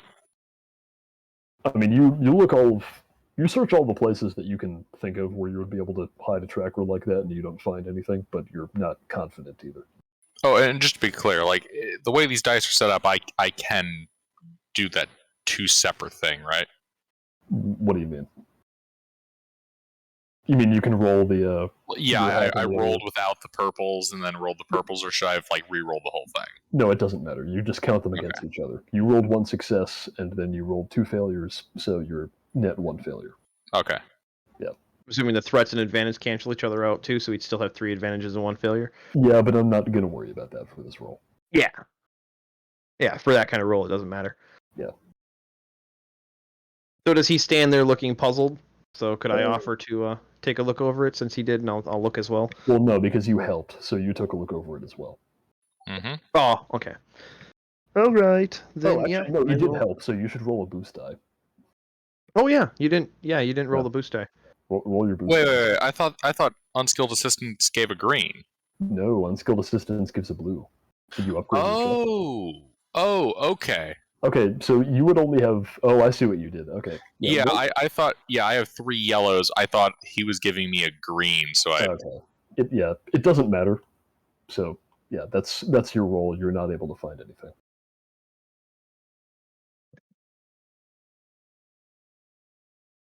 Right. Well, I'm gonna go back to the I'm gonna go back to my pilot seat and sit down and kind of scoot around uncomfortably for a good 5 minutes, trying to figure out, just nudging the adjusters a little tiny bit. All right. Something seems off. You just can't figure out what. Yeah, it's like my feet are just sitting on the ground, just the wrong angle, and Oh, you got to fix your my seat knee settings. is. Yeah, my knee is bumping against the console when it wasn't before. And... Yeah, I'm just going to add a black die to the next piloting check you made. Oh no, I'm gonna sit down in the pilot chair pretty frequently, Yeah, like it's make like- sure everything. Yeah, no, it would have been funny though. It's like, oh yeah, the Empire is like bearing down on you. You got to get out of here as fast as possible, and somebody adjusted your seat settings. And that gets us killed. Yep. So basically, I'm just gonna be sitting on passive scanner on listening to Devante's fun go about at the party, and if he needs the heavy artillery, I can get in proximity relatively quickly. You probably Because I got shiny new engines. Is the route that the cruise will be taking published ahead of time? Do we know where we'll be going? I didn't write up any text for the invitation, but it would have specified that you're just out for like a little jaunt in like the sort of the coastal region around Ponta. Right. Okay. You'll see some pretty islands. Yeah, I do tell the crew to keep the engines warm, type thing. Like be you got the ready tracker to on take you, so. off. Yeah, but it's more be ready to take off. Like don't be sitting cold. Yeah, so when 6 o'clock rolls around, he starts heading out. He'll let us know, and then I'll get all the pre-flight stuff done and taken care of, so that I can just flip the master switch and boost up. And I'll probably when Devati heads to the party, I will probably head back to the ship. Well, All right. here's a question: does the invite include like a +1? No. You think it's the only people at the party are going to be like other wealthy people who've been invited to the party, and then Imperial officers. Yep. Gilbert, this is the type of party where people don't go because they're having fun. This is like a networking type party. Yeah, this is a networking event. Yeah, so Okay. unless you're somebody like Devati, or if you happen to be an Imperial officer, you're not getting in here. Right. That's what I'm asking. Like, if we were able to like slip in one of our Here, the less escort. obvious people. Put a dress and a wig on Braytac and march him in there? Yeah. I said, what is Uh, Tenorac's race? Big bitch. Tenorok is a Clatoonian, right? So Braytac. he'd blend in. I'd probably blend in. No, I don't think the you Mandalorian or Braytac would blend in, or the little guy. won't. I mean, Blend in. I don't understand the concept. I'm Yeah, you're a walking fucking mirror. I know. What? No, it's blue armor. Ah, okay. Yeah, no, I'm not just like ripping right off the TV show. I'm not sure what you mean by blend in either. If we were wearing the right clothes and we were able to get past This is how I picture Branks's formal armor.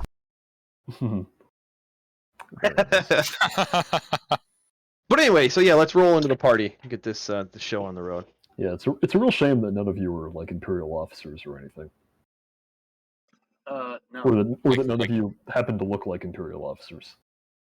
I mean, I can pull off an Imperial officer because technically I'm head of the medical corps. They- Yeah, we or that- we we or do that you- have some things in the cargo but I am hold, definitely Devante. not going to that party. I am definitely not going to that party. Though. Let's try and Lower limit the life form casualties. having fun? No. All I'm right. like, ugh, no.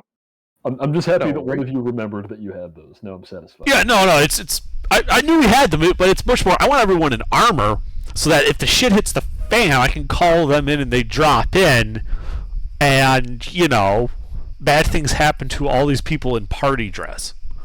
Because I like put on like my space tuxedo and go to the party. Yes. On the ocean. Man, I really wish I had that integrated environmental system. Don't Yeah, miss your drop. we'll drop them in. Yeah, don't miss the drop zone. Oh, this is weird. Whenever I see footage of the show now, it's going to be appearing to me as like the pictures on those cards. I don't think that's one of them, but it's like there's one that looks like that. But anyway, so yep, Anyway, party ensues. Nobody goes with. yeah, Everybody else is on the ship. Ship is pre-flight's all done. We're sitting on warm engines. yeah. No pre-flights? Alright. I had to. Anyway, yeah, I mean, 1800... we could actually get in the air and just stay out of, or just stay out of range, visual range or scanner range of the yacht, and then we'd be a little bit closer. That's not a bad idea. We can fly around the island without drawing too much attention to ourselves. fly casual. Yeah. Fly casual, like we're just visually. We wanted to look over. You said it's a jungle world, so we just wanted to observe the jungle, and we have some party members that wouldn't mind to go hunting for some big game creature. Well, just like get in to the traffic pattern and just blend in. Yeah. Yeah, you can do that. If you're doing that now, why don't... Oh, I get a roll? Yeah, you get a roll. Yay! We'll make it a difficulty 3 piloting. All right. Yeah. Sort of slip into the general air traffic pattern. And seem like you're going somewhere without actually going anywhere. Really? Yeah, unfortunately, the traffic is not like thick enough right now that you can slip into it easily. You think if you want to do what you're trying to do, you would have to actually make it look like you're going somewhere. Like if you were to fly off towards inland, as if you actually were going to go hunting in the jungle, you think you? Yeah, could but we were going to probably- stay coastal. That's yeah, what but I you was would kind stay coastal. Yep. But you could make it look like that, even without the ability to sort of stick around the local area. Then I will do that, and then if anybody comes up in question, I'll just point at Brennix and Braytech and be like, they wanted to go hunting. I'm just pilot. Isn't Aiden like an actual professional big game hunter? I think he is. That's the name of his subclass. Yep. Oh, I don't know Aiden well enough. I apologize. He is a. I don't know what. He's a big game hunter who uses a flamethrower, so I assume he's hunting like bugs or something. No. He eats what he kills, and so this way it's more efficient because he barbecues it at the same time as he's hunting it. Yep. But anyway, cook as I kill. He's a naturalist. all right. So we're Wait, air nothing quotes goes to waste hunting. on it. Yeah. We're Hold air on. quotes. He's hunting? a naturalist, so that means he's going out into the jungle naked with a flamethrower. Anyway, yeah, Devati, you can, as it gets to be towards 6 o'clock, you see that that yacht roll in. I don't have an actual picture of it, so I'm going to post a picture of a yacht instead.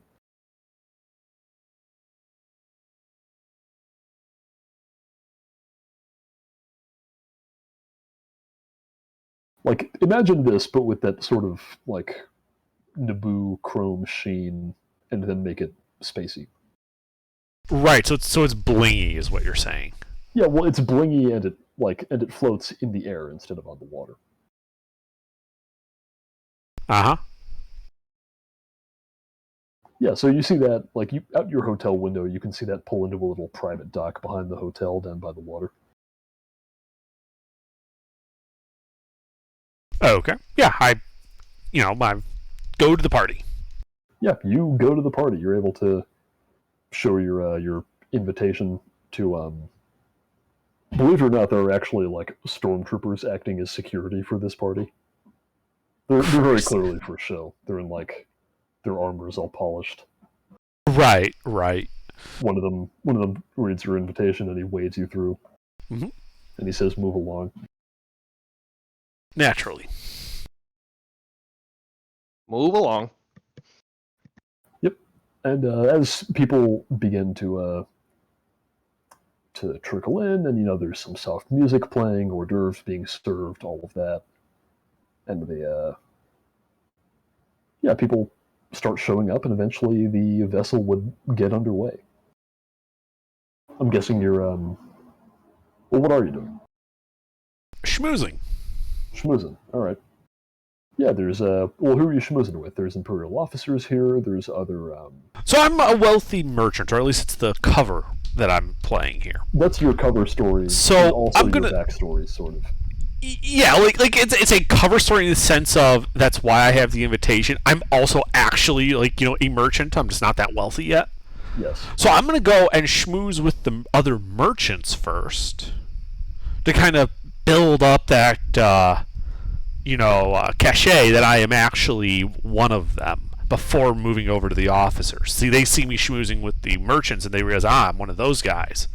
And then that helps build the credibility for why I'm here. Very good. Yeah, some of the captains of those other ships that you were helping Nevin size up to potentially steal from, a couple of them are here. Yeah, like people that I've bought from, people I've sold to, and I've sold some trade goods here, that type of thing. Yeah. Well, some of the one of the guys that you bought those trade goods from is here, and he knows you because he sold to you before. Right. Yeah, and I'm sure that there's some guys here that I sold those trade goods that I had when I arrived here. Yes. Yeah. So we'll say like 2 or 3 out of those people here. Yeah, and I start schmoozing them, making small talk. How's business going? Ours is going pretty decent. Yep. How about that rebellion and how fucked some of the trade networks have gotten because of that? Oh yeah, it's a whole catastrophe. The lead times and everything. It's crazy. Mm-hmm. Yeah. Not to mention the pirate activity in the hut space getting worse and just causing all sorts of supply disruptions. Yeah, you could meet those other trade captains. You would also notice there are some. I think it's pronounced moon, but I'm gonna say mun because calling it moon is stupid. They're the people with the long bald heads. You know them? The Conehead guys? No. When you say that, this is the image that comes to mind. That's exactly what I was thinking when you said the Conehead guys. Oh yeah, those guys. No, real quick, do you have the full ship speed and stuff, or is that only on the cheat sheet? Is that in the handbook somewhere? Well, what do you mean? I was just wondering, with speed 3, how fast I can actually move. Okay, so the way I'm handling that in this is actually different from how it is in the book, so I'm glad you asked that. Let me open up my thing that has that. Yeah, I'm trying to figure out exactly what range we would be sitting at, because I can see up to 200 kilometers with that, but obviously 200 kilometers would be quite the trip in atmosphere to get to artillery range. 200 kilometers is beyond extreme planetary range, so yes. Okay. So yeah, I want to be, close enough that we can get there quickly, but not close enough that we draw unwanted attention that we happen to be staying within that range of the cruise ship. Right. So because you didn't roll super well, you failed. So for the sake of convenience, I'll say that you will, in the event that you want to go and roll up on this yacht, you're going to be starting from extreme planetary range. And when we get there, I will explain what that means. If we get there. Yeah, if we get there. Yeah, so you see some of those guys, and they would introduce themselves as being from the. God, let me get my map.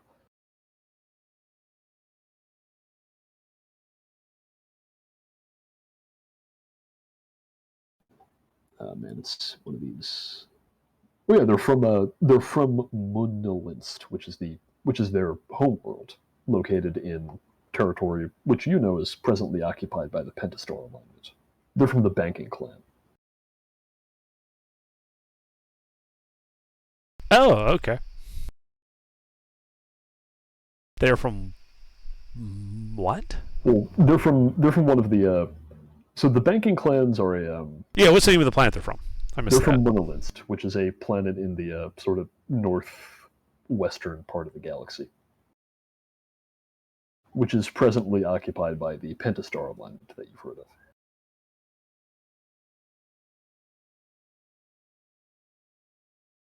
Okay. Yep. Arcus Tassiel would have told you about these guys. He had witnessed some of the higher level Imperial officers like consorting with these dudes.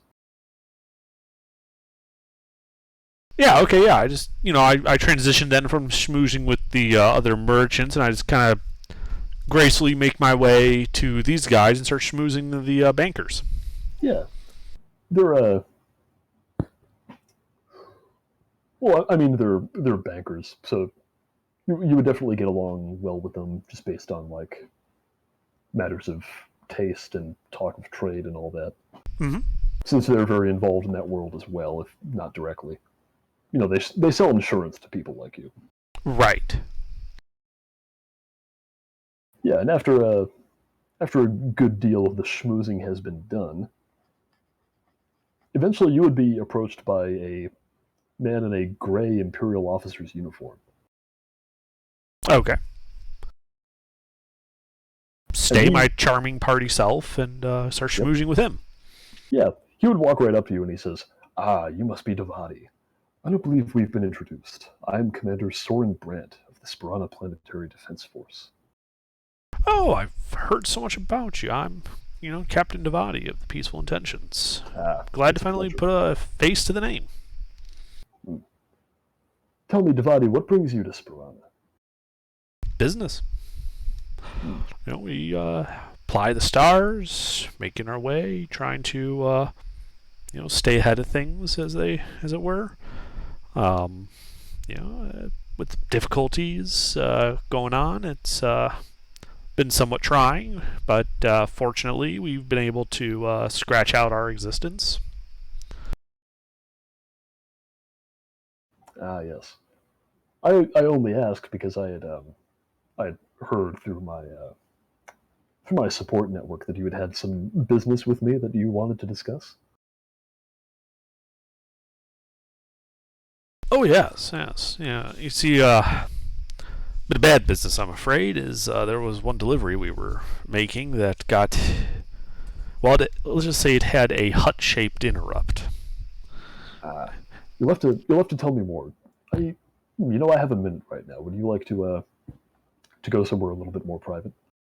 Sure. Yeah, and then he would lead you, if you scroll back up to that picture of the fancy yacht, he would lead you up to a cabin on one of those upper levels. Mm-hmm. So what was the trouble exactly?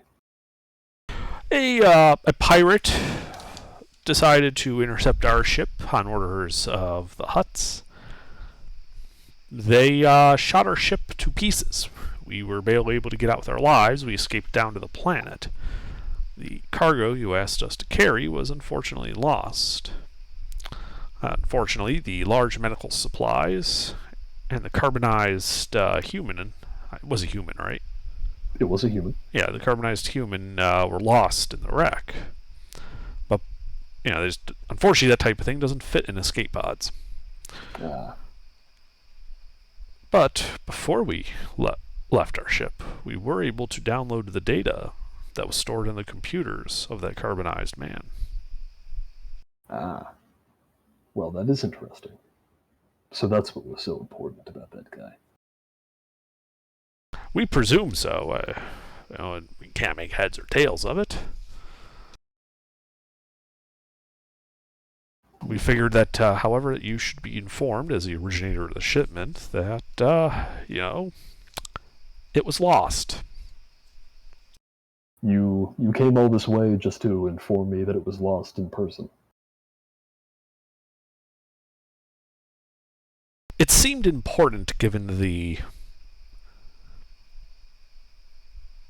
people that have shown an interest in retrieving this from us by force, and so I felt that there was some urgency in it. What sort of people? the unfriendly kind, both to me personally, and I think to your benefactors.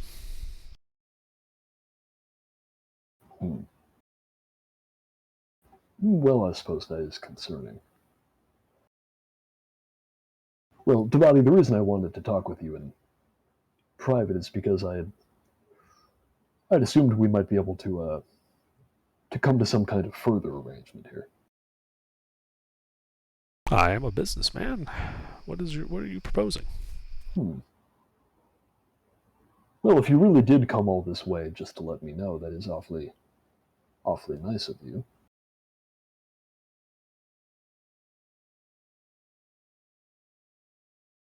Flattery will get you everywhere. Please, proceed.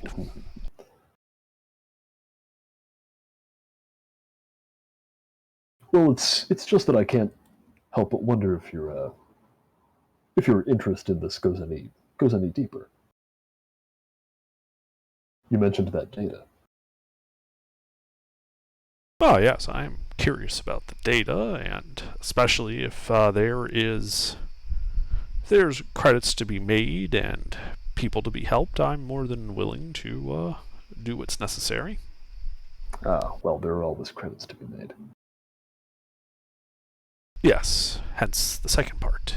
If it helps people, I'm more than willing to put in some effort there.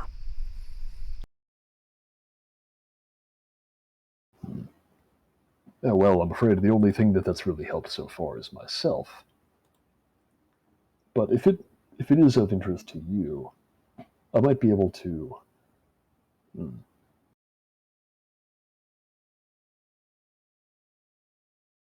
Well, if you really want to know, I could tell you where it came from.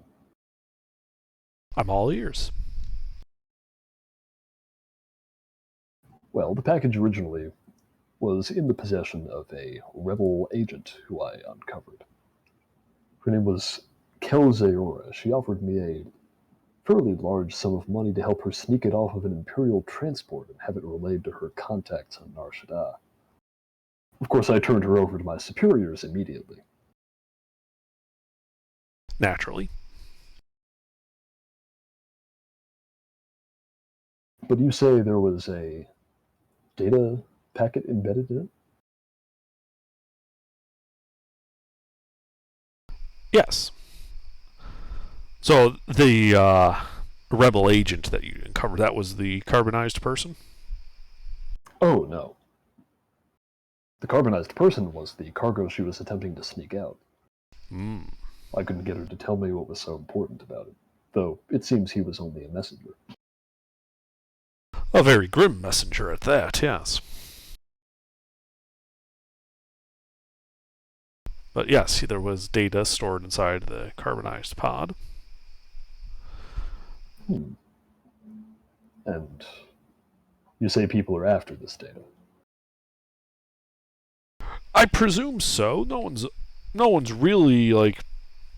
I would expect normally. I say this to him, I've dealt with huts before. Normally they stop, and if they really want something you're carrying, they usually offer to buy it or something. They don't usually just start with the shooting. So I presume it's something they want either very badly, or they want to ensure no one has very badly, including perhaps your employer. Making a vague reference to one that could be taken either way as to mean Imperial or Pentastar. Well, I'm afraid you're speaking to my employer. I look around sorry, I'm not entirely sure what you mean by that. You think that he was probably meaning that he's just in it for himself. Ah, okay. I say, well, so as far as, the data, I really, we let's just say we did the obvious thing with it, and fortunately haven't been able to really make heads or tails of it. It appears to be some type of genetic code of some kind. Oh, so you were able to decrypt it? Yes, one of my contacts was able to decrypt it. One of the benefits of not wearing that particular uniform is I'm a little more free to cross certain boundaries. I think I understand. But a genetic code. Well, I wouldn't know anything about that. No, but if you knew someone who did, being a relatively unaligned ship, we could easily slip over there and deliver it. I must confess I'm not terribly connected in the scientific world, but I could. I know somebody who might be able to get more information out of that agent.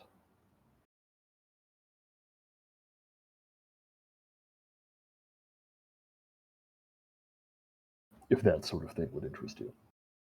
It does.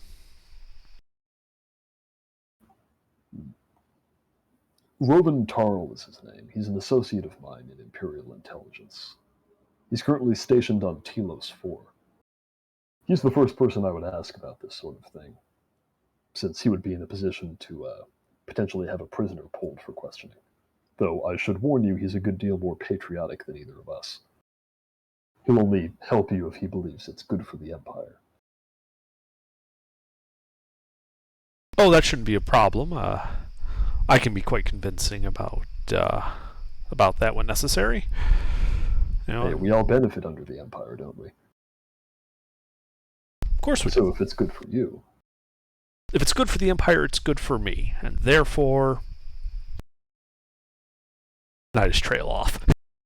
Yeah, he gets your meaning.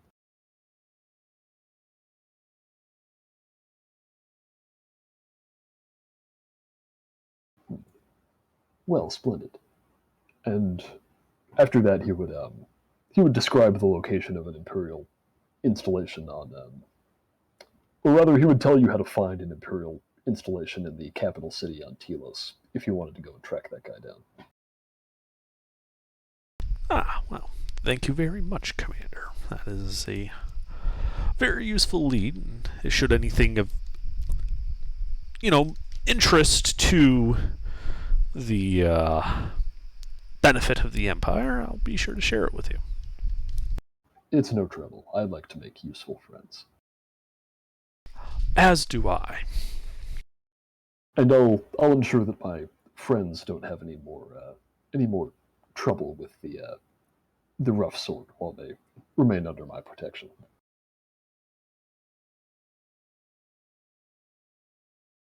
Always appreciated. And with that, he would probably want to adjourn after that. Right, yeah, we go back and rejoin the party. Yep. And I keep schmoozing, because I had this private meeting with this commander, I start kind of schmoozing the other Imperial officers. Oh, yeah. No, you're, having been called aside to have a private meeting with the commander, it's that's cred at this party. Yeah, exactly. And then, it didn't end with him calling some, stormtroopers over to the sound of blaster fire and he returns alone. That probably lends credence to that. Mm-hmm. Yeah, so I sort of... Also, what? Real quick, just for communication with the ship, if you need to call in air support, which doesn't sound like you're going to, but if you do, you can just click your radio twice instead of having to say anything. Oh, good. I was planning on going, help, they're going to kill me. Yeah. Just in case you feel like you're, under threat and not immediately in threat. So I start, schmoozing the other officers. Are they all, at or below his rank, or are they higher rank than Commander? So some of the officers here are ones who serve under him, although that guy you met earlier and any of his associates, like Arcus Tassiel and all of them, are not here. However, the ones who are above him appear to be from the visiting Imperial fleet. The chief among them being 3 admirals and a vice admiral. Okay. So... Yeah, so I start schmoozing around a bit, especially with the the officer ranks immediately below Brandt. Mm-hmm. And then kind of just working over, just as the natural progression to the vice admiral, rear admiral type people. Mm-hmm. And, in these conversations, I'm just trying to... I make, allusions, given my nature, as to how, friends are always useful to have, crossing boundaries, You're trying to doing get them what's... to talk about committing treason. Yes, I'm leading them in the direction of... I'm someone who you could use as a cutout to commit treason with. And that I'm open to that specifically because of that. And I'm trying to lead as many of these people as I can as to talking about this type of thing. Presumably the lower ranks will be a bit easier. But I want to see if... I want to use that to kind of obliquely suss out the admirals and see how many of them are in on it as well. See how high it goes. Yeah. Yeah. Before you do that, you would know that comlinks have a record function. Okay. That's good. Yep. You hadn't mentioned anything about that, so I thought I would point that out. Okay. I mean, this is all being transmitted in the open back to the ship, which I assumed could record. Yes. Yeah, you can do it that way too. So do say it that, both. actually. Yeah. Do it that way. So that way, if they find it's just an open comm link to my ship, which probably isn't all that unusual for a captain to do. Yeah, probably not. But yeah, the ship's definitely recording everything. Yeah. The wheels are winding over here. We got the tape deck set up, and I'm sitting on the record button every time you start a conversation, just clicking. Yeah, look, I got Brandt on tape admitting that he is not patriotic and therefore a traitor. Yep. That was the worst you were able to get him to admit in that conversation. But if you want to get people... But if I can also get his subordinates, much more convincingly on tape, it really does paint a picture that he is a full-on rebel. Yep. So we'll do two of these. The first is going to be with the subordinates. Okay. And then after that, it's going to be with the superiors. With the subordinates, it's going to be difficulty 4, because this is a fairly challenging thing you're trying to do. Mm-hmm. But you get 1 boost die because you were in a private talk with their commanding officer. Okay. And just to be clear, I'm trying to charm it out of them. Yeah, sure. Okay. And I'm going to spend a light side point on this one. Go for it.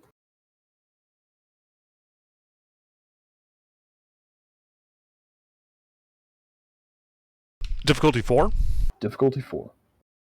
This is for the subordinates. Yep. I guess it would help if I actually put the right thing there. Oh, yeah.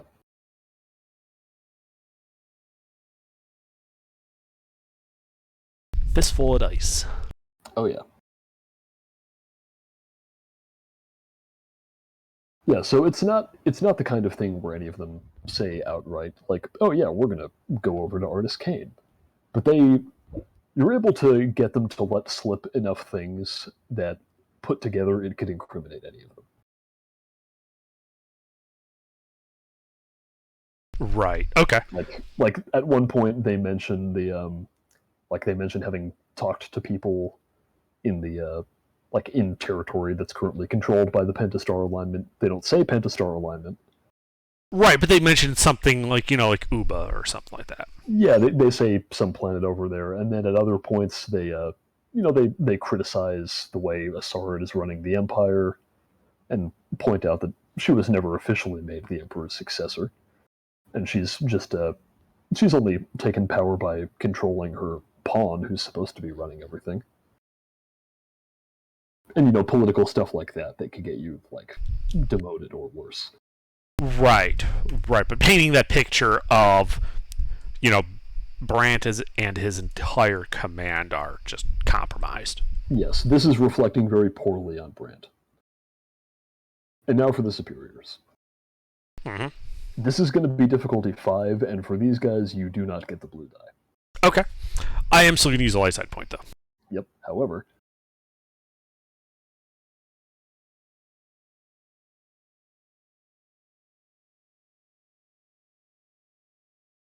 these guys are seasoned enough to be a good deal more tactful about this sort of thing. Right. So it's going to be 4 purple and 1 red. Okay.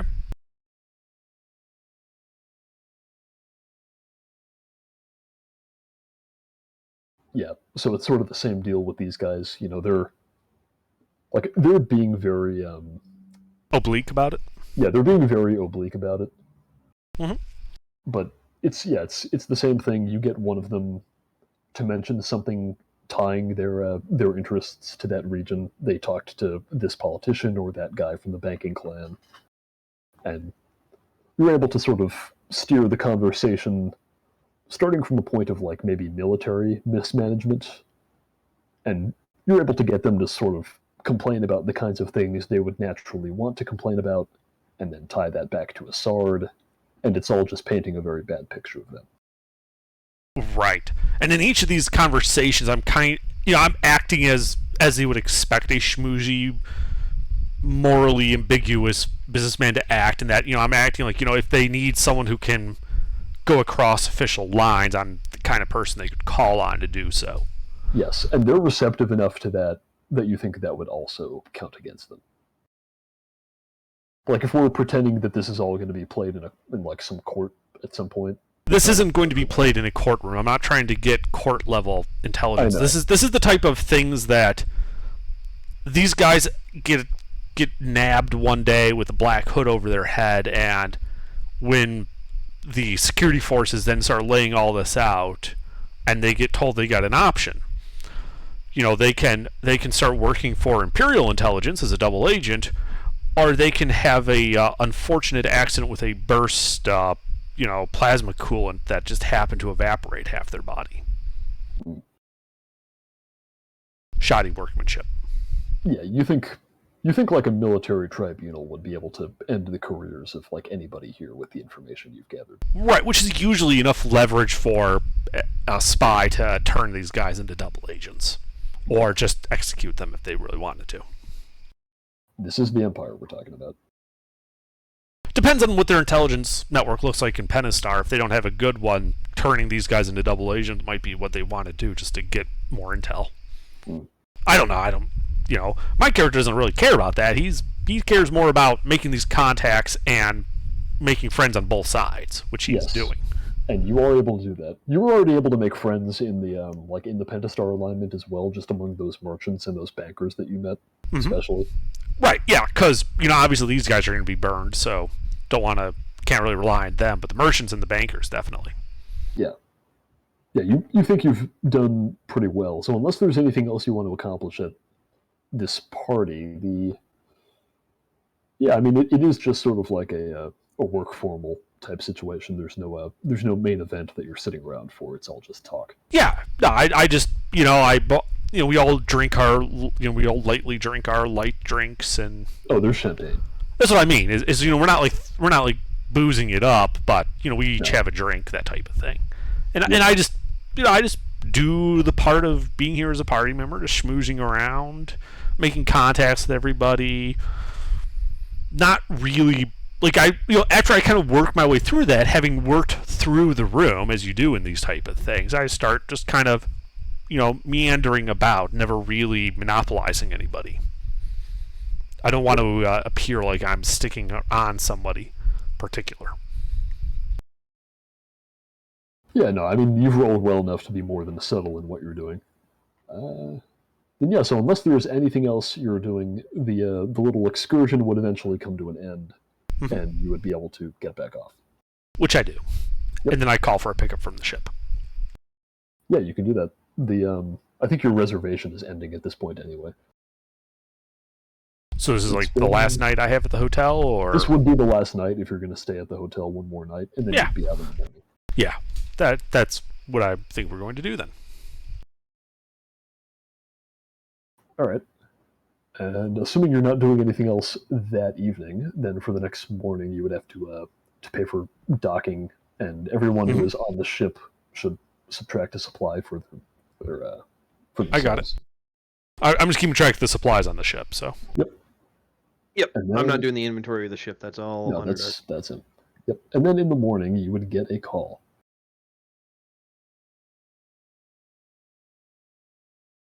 Peaceful intentions. Hey, so how'd it go? You make any friends? I made many friends. Many friends with very, shall we say, fluid alignments. Hmm. We should meet. Sure.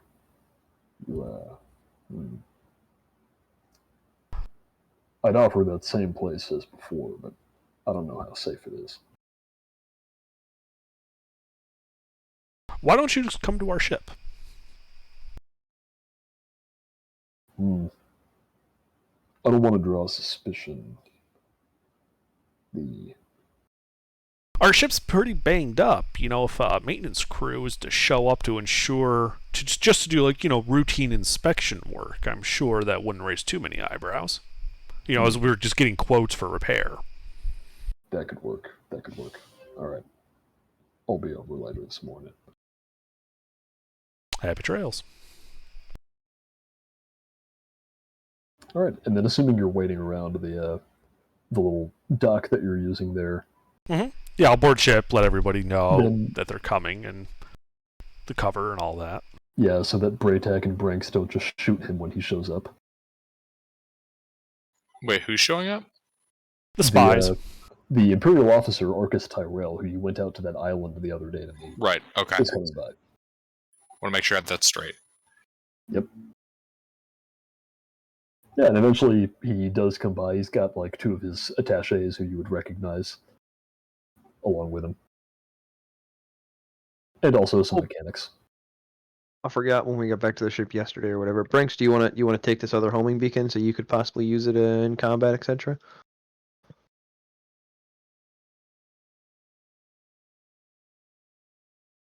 Gilbert, Yes. do you want to take this other homing beacon so that you have one? So it'd be you, Yep. Captain, and Braytek? Sounds good to me. Yeah, then you can use it in combat if you need to, or anything. All right, you have one homing beacon. Does that have encumbrance? Yes, one. Yeah, it's one. Okay.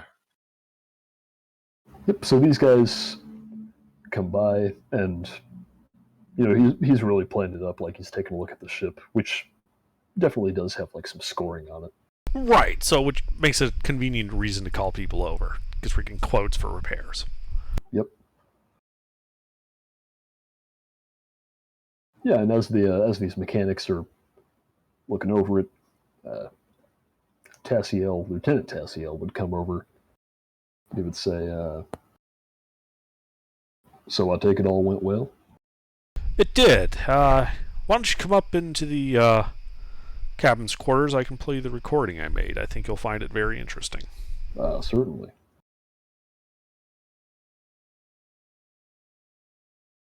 And then I assume you do that. Yeah, I take him. I set him down. I just have a data pad and I play the recording on it. Yeah, the two attaches are here as well. Yeah. Yeah, And I want to be clear, this is a that up. copy of the recording. The original recording is still in the computer on the ship, and I don't tell him that. Oh, okay. Very nice. Like I played off like I made this recording on this device. Like I took this device to the party and made the recording on it. Oh, you're playing it like right off of your comm link that you had in your pocket? Yeah. Perfect. Yeah, these as they hear like more and more of this, and I assume you're skipping around to all the juiciest bits. Yes. Yeah. In fact, I'm specifically skipping over most of the merchant and banking stuff. Yep. Like I play just enough to show that it's not the officers, and I skip right to the officers because I don't want them to know about those contacts necessarily, or be able, or enough to ID them. Yeah, you do that, and like as you give these guys the guided tour of the evidence that you've collected, and the more of it you play, these guys, you see their faces light up as if they've struck gold. And eventually, after not having said much of anything for a while, Tassiel would eventually say, "Oh yes, this'll do. This'll do nicely."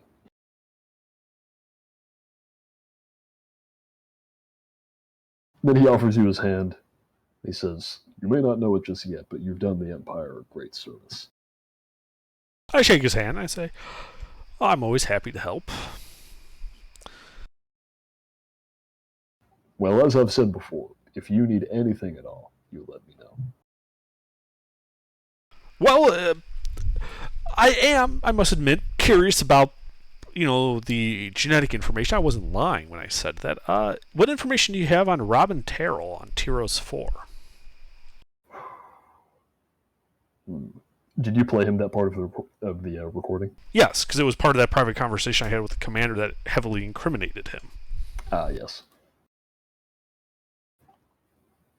I've only heard the commander talk about him. From what I've heard, he's been stationed on Telos to deal with some insurrectionists there. I don't know the particulars. It's the kind of thing Imperial intelligence would take interest in. So what you're saying is I'm heading to... It sounds like I should head to Telos 4 and look around a bit, make contact with this guy, see what's going on. And I can always call you if anything interesting shows up. That prisoner, you played him that part too, right? Yes. Kyosa Ara or something like that? Yeah, it was, oh my god, I already forgot it. What was it? That's somewhere here. Kelzeora. Yeah, that prisoner you mentioned could have some kind of valuable information on exactly what this is.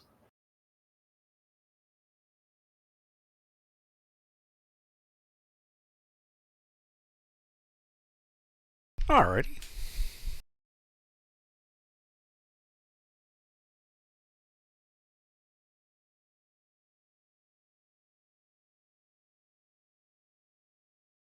Of course, I was really hoping it wouldn't come to this, but if it turns out that what you've got there is Imperial military secrets, I expect that you'll do the right thing and turn it over. You don't want me just to destroy it? Well, Because who exactly would I turn it over to? You? he smiles when you say that. Well, I would certainly do the right thing with it.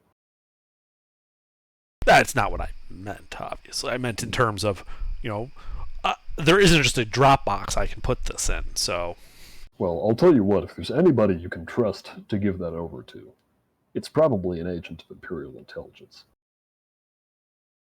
And I just nod like, true.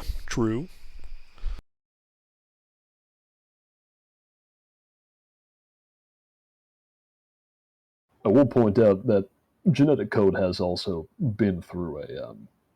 You told him... How much exactly did you tell him of how you had that decoded? I didn't. You didn't? Okay. No, in fact, this is probably the first he's heard of it. Okay. I never mentioned it in our original conversation. Yeah, you didn't mention that to him, but it was in the part that of the conversation that you played for him. So he would have heard you explain to... He heard what I said about, this carbonized guy had some, random genetic code in it. Okay, but the important thing is that he thinks you decoded it yourself. You didn't reveal anything indicating that you... All I said was that I had, a contact of mine decode it, but I used that phrase. I just said it was a contact of mine. Yeah, implying but that you said something else. You said something about not wearing that uniform allows me to cross certain lines. Yes, I did say that. And right. Yes, I'm not sure what you're trying to get at here. I was trying to determine whether or not you had revealed that you had Well, he was gonna say something about that code having been through a rebel encryption, but if he doesn't know that because you didn't tell him that, then he wouldn't say anything about it. Right? Yeah. No, I never mentioned any encryption to this guy here that I'm talking to right now. Yeah. I never mentioned. This is the first I heard that he's heard about this at all. And the implication is simply that it was encrypted, but not very well, and so I managed to break it. Right. I specifically never mentioned anything about the New Republic. Okay, that's important. Then in that case, he would say, well, I'm sure if nothing else, they would be interested in learning just how you managed to break that encryption. I just shrug and say it was pretty cheap consumer level encryption stuff designed to stop people from peeking at love letters, nothing, super industrial. It was a quick job. Well, Well, I'm sure Imperial Intelligence will be interested to learn where that is being used. That's what I hope to learn at Telos.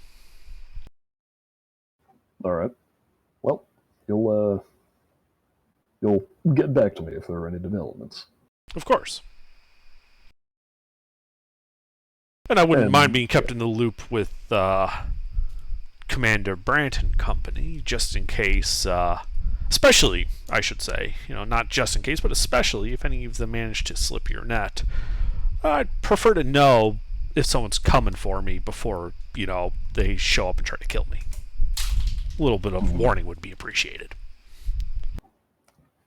I'll see what I can do. That's all I ask. And with that, he would probably take his leave. Mm-hmm.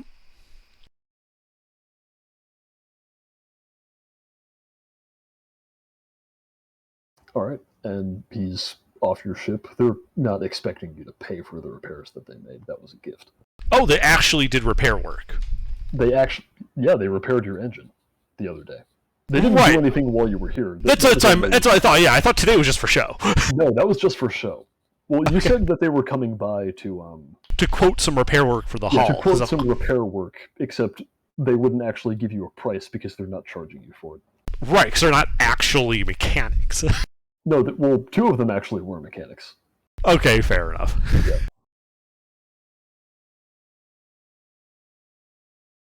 And he is now off your ship. Yeah, I let the crew know what's going on.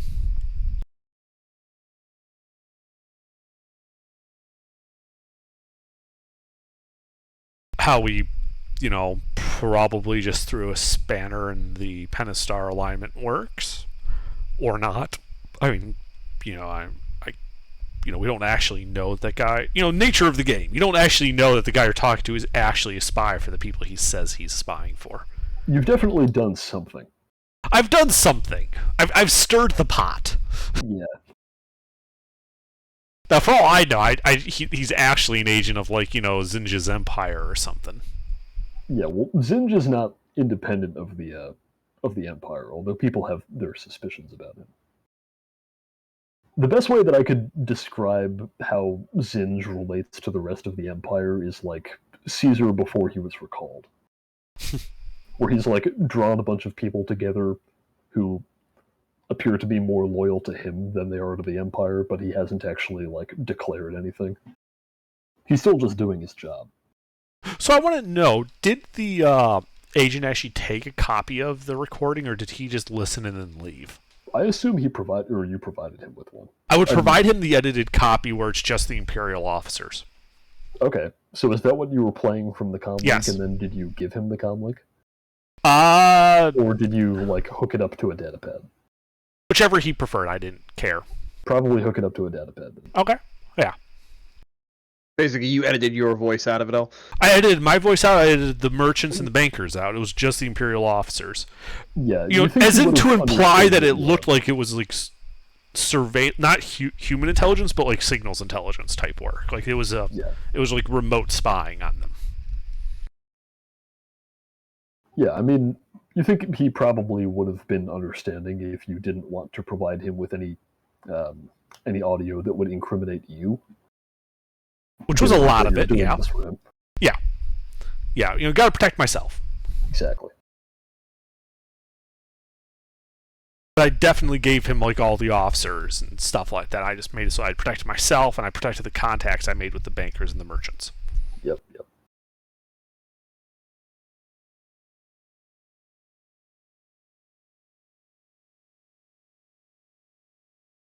And then, so where is Telos?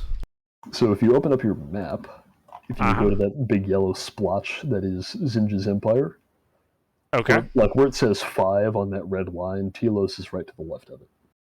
Aha, there it is. I misspelled it, that's why.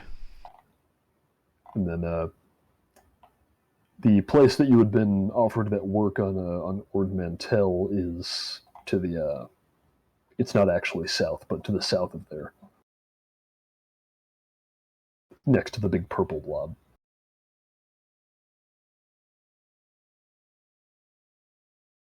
Right. Oh yeah, that's right. Yeah, we also have potential for some mercenary work there.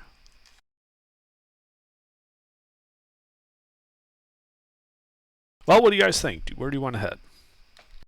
You're the captain. I just drive the ship. Right, but go ahead. I think we should stop by Telos. I mean, Well, like if you were going to go to Telos from here, Ord Mantell would be on the way. Oh, What shit, kind of yeah, that's cargo right. do we Fair have? Or is there any specifications? Just common cargo? Trade goods. Yeah, Trade just goods. common, Yeah. common Like, generic generic cargo. trade goods, so that I don't have to think about it. Yeah. Okay. Yeah, I wasn't Foodstuffs, sure if there was luxury any sort of items. trade system. There is, Or but we it's could sell these goods abstracted. better. This is abstracted, yeah. It's very abstracted for my sanity. Yes, I look to buy TVs here, sell them there. I'll buy corn and import it over there. Yeah, Yeah. no. Yeah. The And then Avorian trade system. I'd like to upgrade my gas caps so that my gasoline doesn't evaporate in the desert of North Africa. Anyway, All right, well, I mean, if Ord Yeah, Mantell is on the way to Telos, we should stop there. I mean, Agreed. okay. So you're going to Ord Mantell? I think, after they depart, we really have no more business on Sparana. So, yeah, I think we start heading that way, stopping along the way to do trading. Yep. I don't know... I don't know what type of role to make for stopping on the way to do trading, though. So I will. So that's going to depend on which part of the galaxy you're going through, and in this case, it's the core. Mm-hmm. So I would say make a. You're going on a major. The way I'm going to handle this is that we're going to use the difficulty for like an astrogation check, except it's going to be knowledge core worlds, and the degree of success will determine the number of stopovers that you can find. How does that sound? Sounds good to me if I can get some assistance from, say, the doctor about this. Because I have a rank in core worlds, but I'm not very intelligent. Yep. So, doctor, you have a good intelligence, right? Yes, I do. How many ranks do you have in core worlds? Core worlds. Knowledge, one yeah. second, let me look.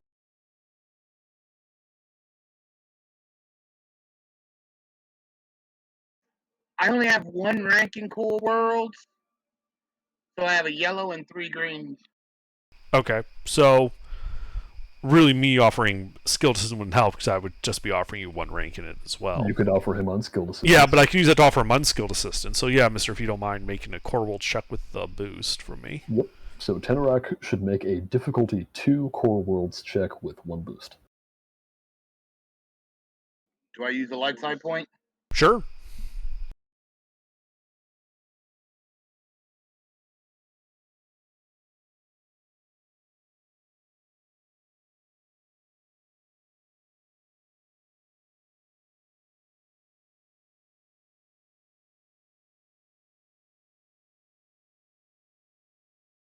That's wrong. It's a $DL. You just rolled a light side point. So that doesn't break anything. No, you rolled a Mancala token is what you did.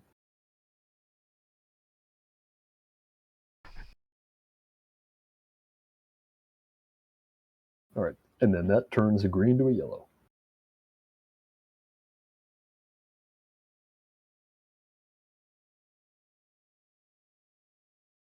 And it's 2 purple.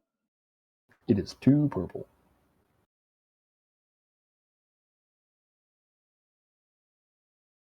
Oh yeah. Then...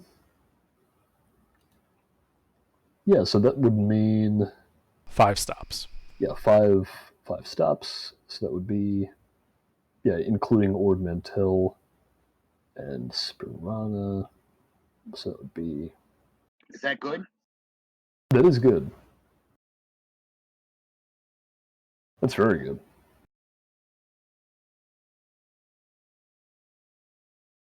So Yeah, if we'll, you're counting, we'll say that's 5 stops for...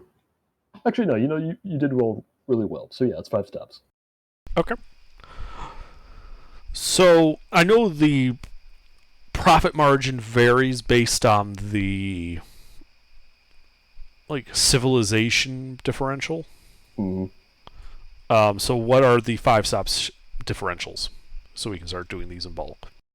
So I'm basically going to sell, buy, sell, buy, sell, buy, sell, buy, sell, buy. Mm-hmm. Now I'm thinking about if I want to handle this differently in a way that like affects the profit differential. You didn't roll any advantage, so let's see how should I have this translate?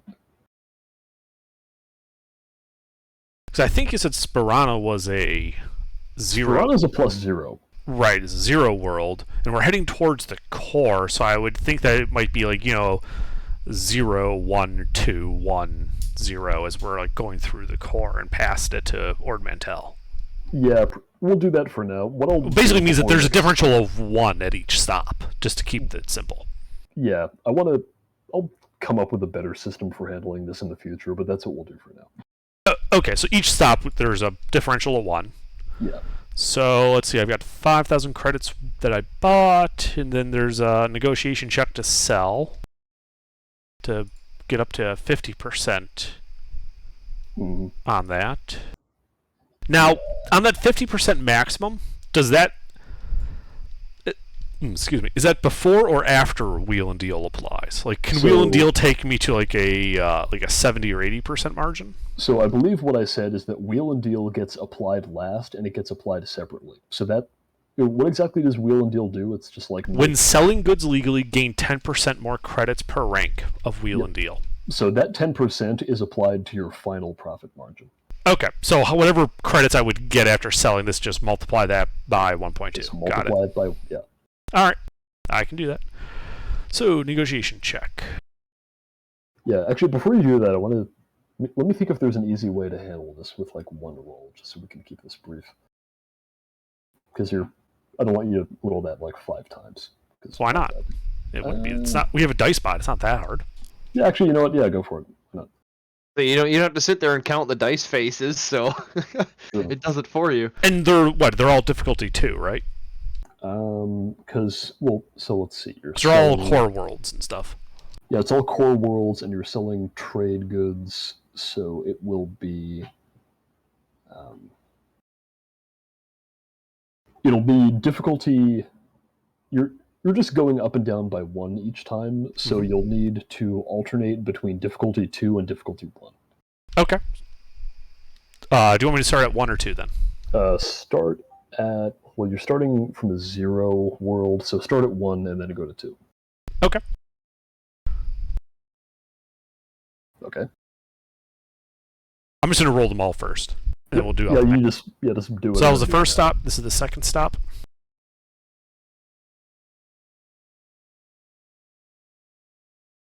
Stop 3.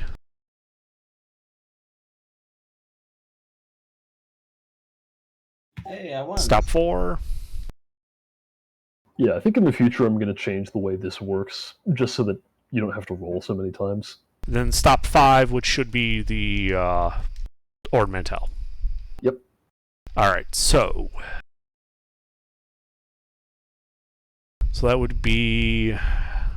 So going back up to the top, so that would be taking it to a 20% differential. I think you said. Yeah, although we have gotten a little bit ahead of ourselves. We do actually need to roll astrogation to see if you can get to Ord Mantell. I'm sure you'll succeed, but... Okay.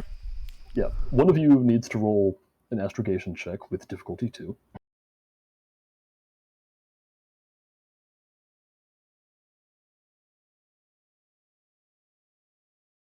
Well, isn't it usually I help give the doctor skilled assistance? Yes, but I think Nevin said he was good at astrogation. I don't have any rank in it yet. I just have 3 green. Oh, I have never 4 mind. green. But I do have my racer feat. What is that? I add advantage. I don't know if that would make that much of a difference. It would make a difference if you rolled it. Yeah, that's what I mean. I don't know compared to his roll. If you're adding just adding advantage. If you're just adding a boost die, that's probably not as good as having skill in the roll. The yellow dice are really good. Yeah, I was I gonna say I am- only have 3 green and Astro, so for now, if somebody else wants to do Astro checks, Yeah. I'll tell you what, because you have that, you can give unskilled assistance to this roll, even though Aiden and Tenorock are already both doing it.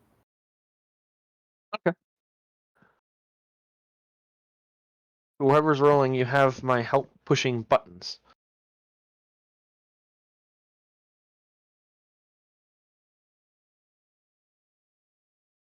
Very nice. Should I roll a like on the Destiny thing? Yeah, go ahead. No, That's it's not D. right. It's R. No, it's DR, not RD. You're only the third person today who's done that. That's funny because I scrolled up and I just looked at the first person who I saw rolling at 9 Was it o'clock Hayes? to remember. I don't You know. know what? You know what he did? He scrolled up and he looked at the first person he saw rolling, which was Gilbert, and Gilbert fucked up. Roll your destiny. Yeah, see, this is why you don't just like look at the other person and see what he's doing. This is a great live example of watching your friend jump off a cliff, your other friend jump off a cliff, and then just going, okay, and then you jumping off a cliff. Yeah, but that's what D&D is all about. It is. That's true. So I have a boost die from Myself. skilled assistant from Aiden and unskilled assistance from Nevin. All right. Yep. What's the difficulty? The difficulty is 2 because your ship is lightly damaged.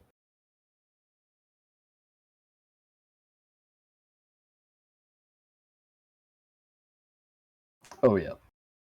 So if you look at your map from where Spirana is, which is that sort of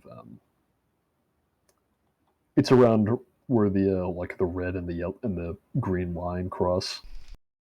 So if you follow that red line, if you wanted to get to Ord Mantell, you would normally have to follow that to Brentall, then sort of dogleg south to Coruscant, and then go over that way. If you wanted to stay on like the big trade routes, you're able to cut the corner on that and take a lesser known route with that roll. So now let me count the squares to determine how long it takes. It's 1, 2, 3, 4, 5, 6, 7, 8. Now let me consult the table.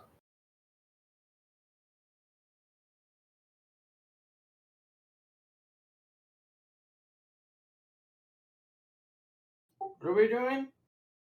I'm doing math. What are we doing? We're flying.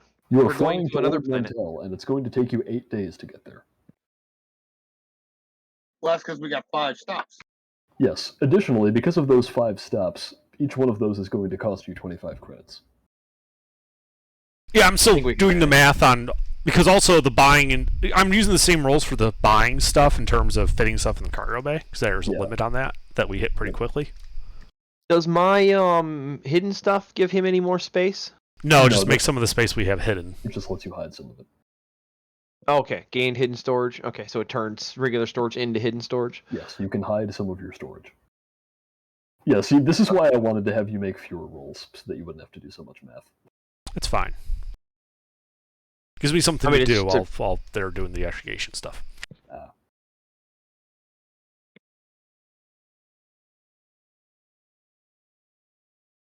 Plus, Under likes that kind of stuff anyway.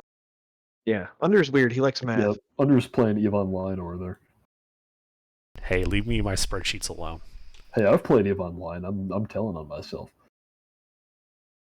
I still think my favorite description of that game was I would spend 3.5 hours doing prep work and spreadsheets for 15 minutes of actual gameplay.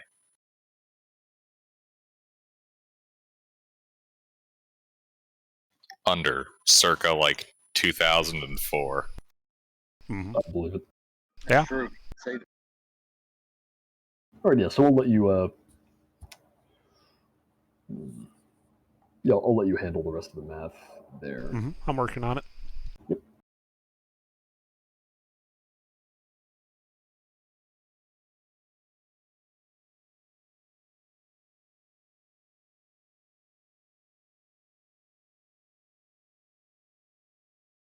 Anyway, while he's working on that, I will narrate what happens when you get to Ord Mantell.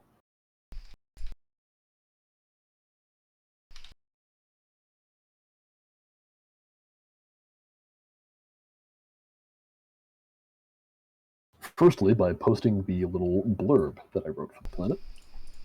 Ord Mantell is a diverse world of many varied environments. Humid marshes ring the shores of its great continents, giving way to windswept savannas and arid desert highlands astride soaring mountain peaks.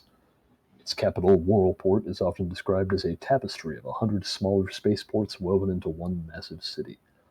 The slums stretch outward for mile after dusty mile from the commercial industrial center to the rust-ridden scrapyard outskirts. So that is what you see. And if you deign to go on Google Images and look up pictures of it from SWOTOR, it is a pretty nice looking planet. It is. You start there in with your attackers. Yeah.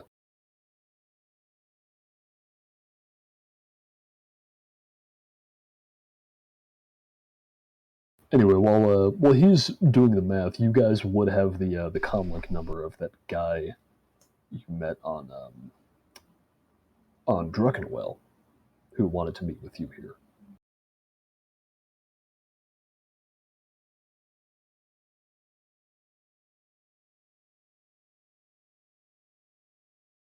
Or who you wanted to meet with here. Let's go speak to him. Well, you have his number. Let's call Ariel.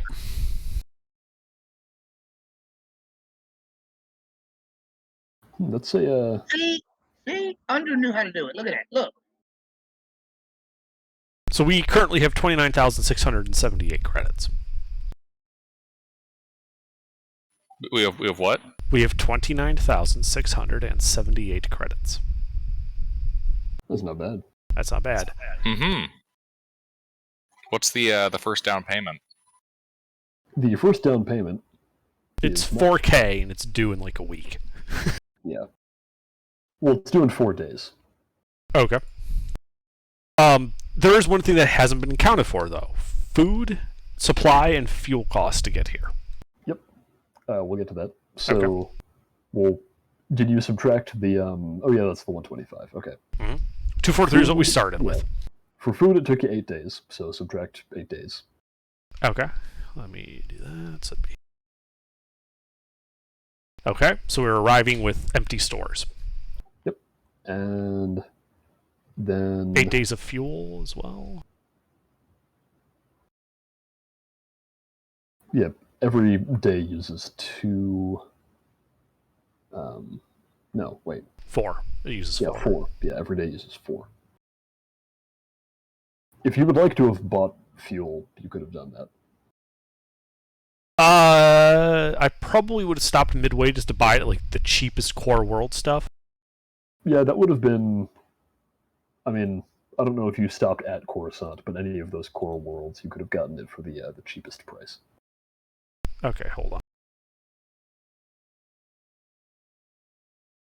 So so the whole journey took 32 fuel. So I probably at the halfway point would have stopped and fueled back up. Okay. Even coming from Sperana, the halfway point could have been at Corellia, so you would have no trouble buying fuel there.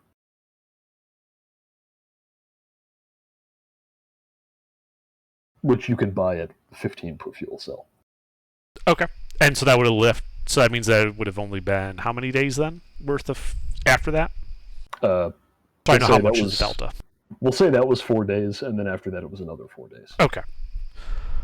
All right, and then let me subtract that from our credits then. Because that was we effectively bought.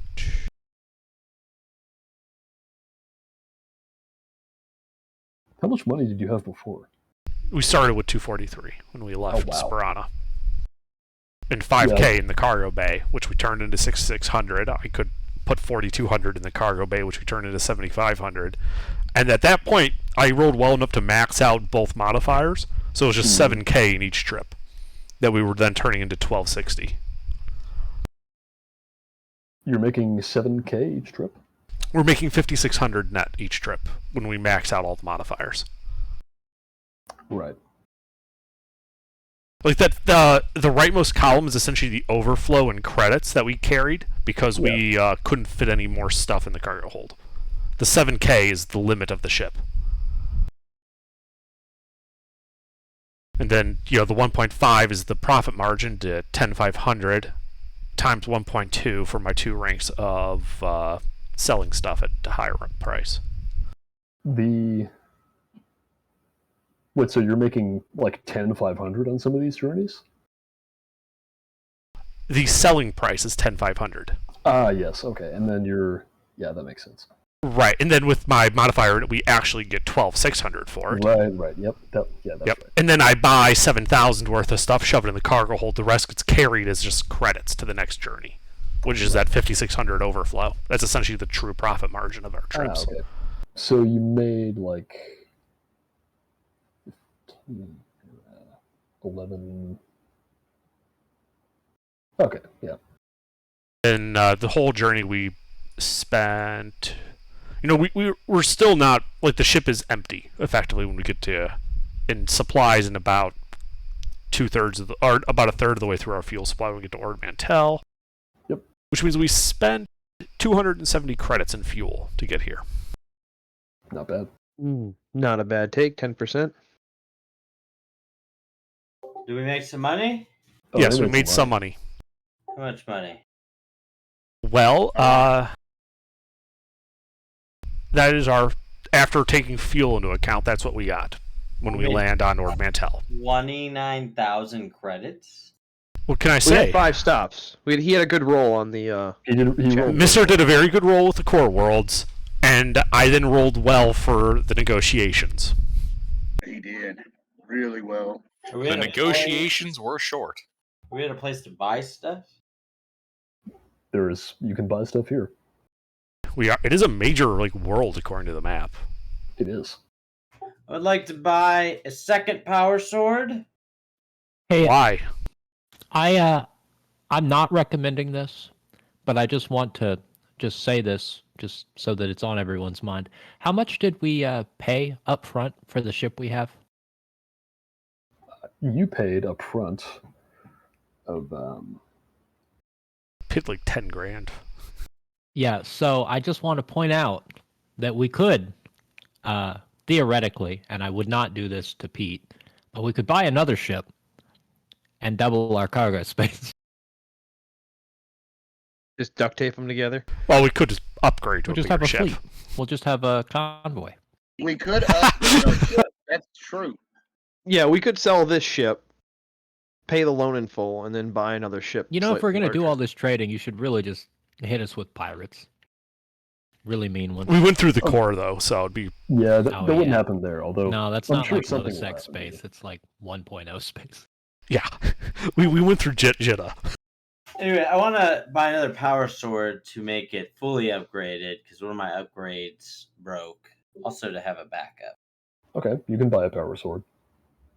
Although, If wait, Devontae allows does that it. make those restricted? They are not restricted negative. Yeah, then you can buy one. I need it's like around 2K for it in the upgrades. To buy. Okay, so here's the thing. About half of that we need to reserve for buying trade goods, fuel, food, and the payment on the ship. So that leaves only about 14K to spread around to whatever you guys want to buy. Yeah, I only need 2. Okay. 14K is in 14,000. I'm saying that in terms of spendable money out of that, we have $14,000 or 14,000 credits as the budget. Okay. So I have no problem with the 2,000 power sword. I just want everyone to keep in mind that means there's only 12,000 left for the rest of you to spend. Right. I really don't need The only anything thing- because my character doesn't use equipment. He just talks. So yeah, the only And thing I would I've want to already do got is buy. Go ahead, Tenarak. I said that I'm the same as Under. I bought a Bacta tank on the last place and we ain't used it, so I'm good. I don't Yeah, need but- anything. We have it, so Yeah, you would have used it if that combat encounter had not gone as well for you. we hadn't yeah. just called in Yeah. artillery. So I'm spending 2,000 and gave me 150 of my own credits to buy another of the sword with the same 3 attachments: the weighted serrated edge and monomolecular edge. Yep, you can buy that. Is this Now- considered an Imperial class world? It's Being the this is big a dot? little further out. I'm gonna say, where's the handbook? I'm gonna say this is a large. Okay, so we can also use 1600 then to repair the ship. That'd be a good use for it. Well, it is, our moneymaker, so yeah. Hey Pete. Yeah. Could I get some clarification on the meaning of half the credit cost to add mods to attachments? Yeah, that normally costs. I think it's like 100 times the number of mods. So you have that. Mm-hmm. So if you were to do that for him, it would cost less. Right. Yeah. So how good are you at this modding thing now? There. Well, my mechanics check is currently 3 yellows. Once I'm able to spec into technician mechanic, I can very quickly grab 2 levels of gearhead to remove a black die per rank of gearhead and have the credit cost to add mods to attachments.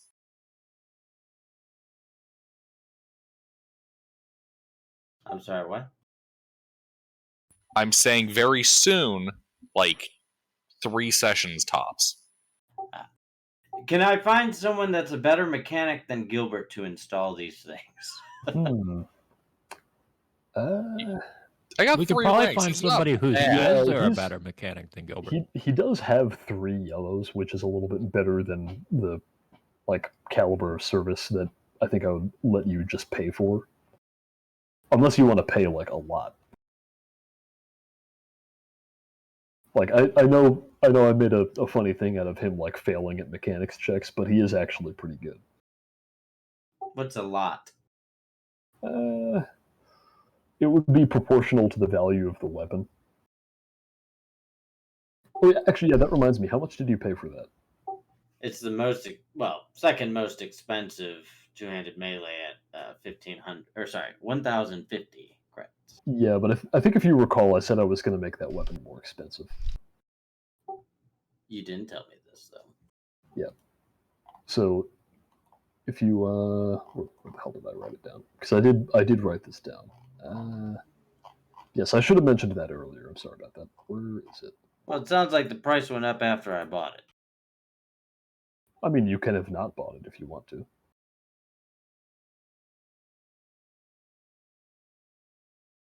And then I had a quick question about simple ship mod that wouldn't be terribly hard to do off of what you currently have listed. Yep. Let me find the thing first. Yeah, but deal with the sword first. Hayes, it might be beneficial to if you want to buy the mods and we wait, because that's what I intend to do. Wait. Once I get the requisite stuff, I can just kind of pull it all out of the storage locker and spend a day or 2 upgrading stuff. Yep. Okay. So I'm assuming that 2,000 is with the mods you wanted to buy. Yeah, I mean most of them are just 50, but one of the Yeah. mods itself. Add 1,000 to that because I've decided that the power sword is going to be 2.5 instead of 1.5 because it is almost as good as the electro staff. It So I think wasn't that the price should 1.5. reflect It that. was 1050. Correct? Yes. Yeah. So so the base cost of the power sword is now 2.5 thousand. You're making me do math. So what you're saying is Use it that actually looks like 1450. this. No, you changed you'd add 1450. Yes. He went from 1050 to 2500. Right. Ah. Yeah. So it should be 3450. Including all his mods. Got it. Okay. Which is fine. I mean, not a lot of us need gear and stuff, so No, I'm Um, going to need gear eventually, but Yeah, not didn't now. one of you guys But, want like a like- fucking jetpack or something? Yes. Isn't it only like Yeah. 4K? Yes. Just buy him a 4.5. fucking jetpack. God damn. Yeah, Well, so see, why don't we that's- buy the jetpack now? Oh, he'd rather have his. No, he's already got armor. The fuck are you waiting? Yeah, for? I got the armor. We literally, Gilbert, this is budget we can spend without affecting our ability to trade stuff. Right. Fair enough. Yes, I would like to acquire a fucking jetpack. I think those are restricted, right? Oh. I I think I can help, or Under can help. Let me check. Hold on. You can I'm help. gonna, since you raised the price, I'm gonna let Gilbert before. Jetpack. No, we can afford it, Braytech. 5K encumbrance to rarity Oh, 7. it's just no rarity 7. restriction. Yep, then you can buy it. I was gonna say whether it's restricted or not. You know, Boba Fett was wearing his on that fucking Star Destroyer. Nobody gave him a hard time. I 'Cause bet it's he had a Boba Fett. disruptor too. Well, how about this? Instead of the second weapon, then, Pete. No, go ahead, do it. No, We no, hold still on. have $6,000 almost. Hold on. Let him finish. You mentioned, Pete, there would be ways that I could acquire an armor variant of the Kurtosis. Yep. Can I do that where we are?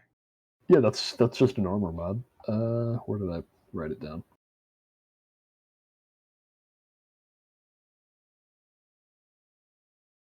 That will cost you 3,000 base cost.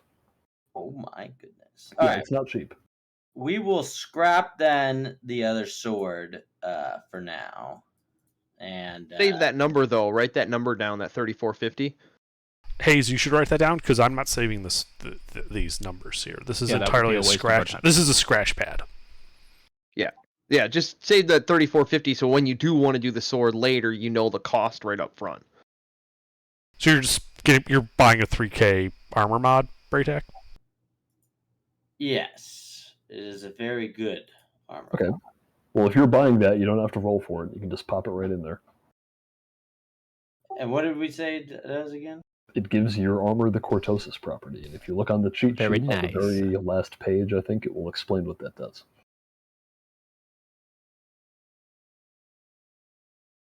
Okay. So for what I wanted to do, I was wondering if we could upgrade the ship's sensors with thermal, but obviously buying a thermal scanner wouldn't be efficient enough. So I was wondering if we could mod or, increase the price of just the thermal scanner because it's 500 for a thermal scanner, Yeah. and then so- modify the ship scanners with, somebody would be able to do that. Yeah, let me see if there's anything in the book that's comparable to that before I do Okay. anything else. And we're gonna But yeah, I say, figured that wouldn't be that expensive, but it would give us a lot of intel on, ground encounters like that, where, we're coming up to an unknown situation. We can scan for life signs, essentially. we're gonna say it costs, or it's one hard point, right? It's going to be a hard point. Okay, it says immune to pierce and breach for Cortosis armor, right? Yep. Does that mean he's immune to blaster fire? No, it just means he's immune to piercing damage.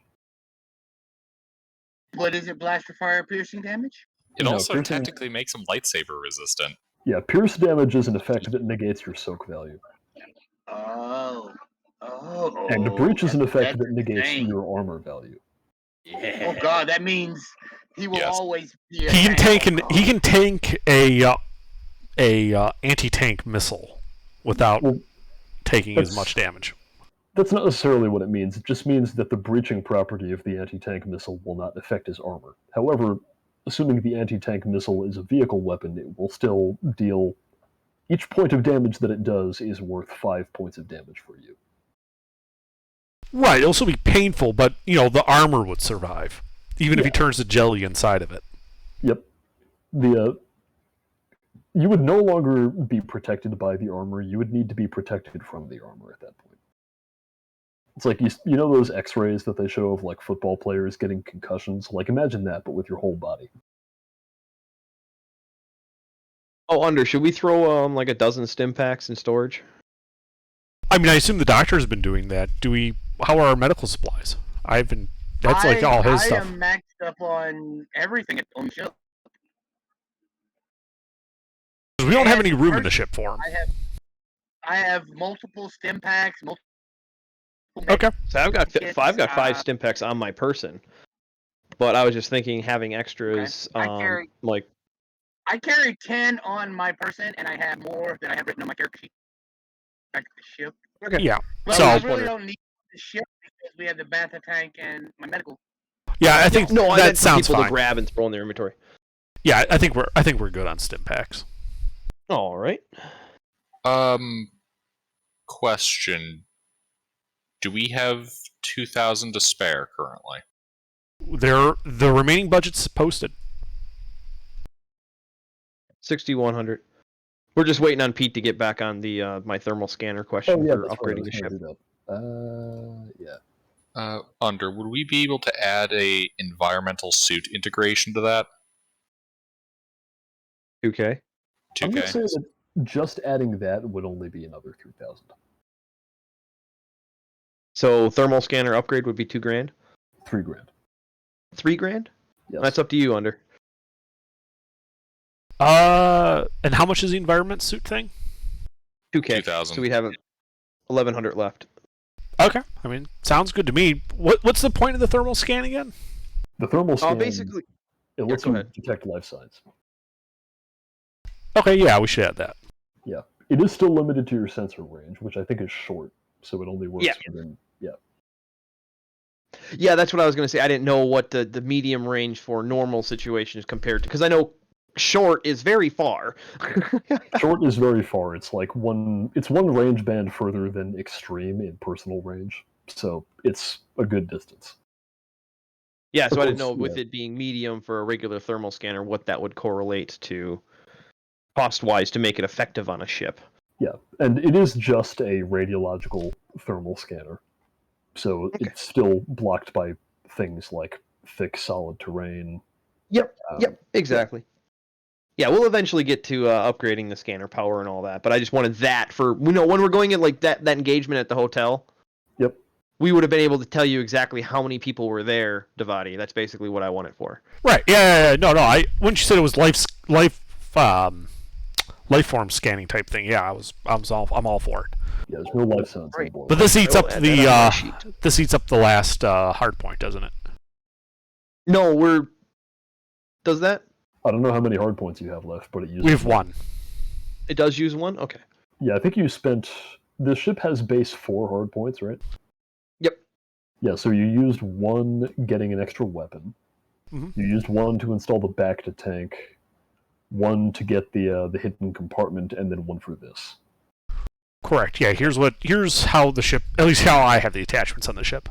Now, one of you has the hidden storage ability, which does not use a Compartment. It just hard changes point. some of the cargo capacity into hidden. Yeah, that's just a thing that you're innately able to do. So if you want to uninstall that smuggling compartment and have him smuggle all of your stuff, you can do that and get a hard point back. I mean, the next time we're looking to add a mod to the ship, that might be what we Yeah. do. Yeah. But for now, I don't see any reason to do that because we don't gain anything. I We'd mostly lose just had cargo them to do space. that because it wouldn't make sense for you to be a smuggler if you didn't have that.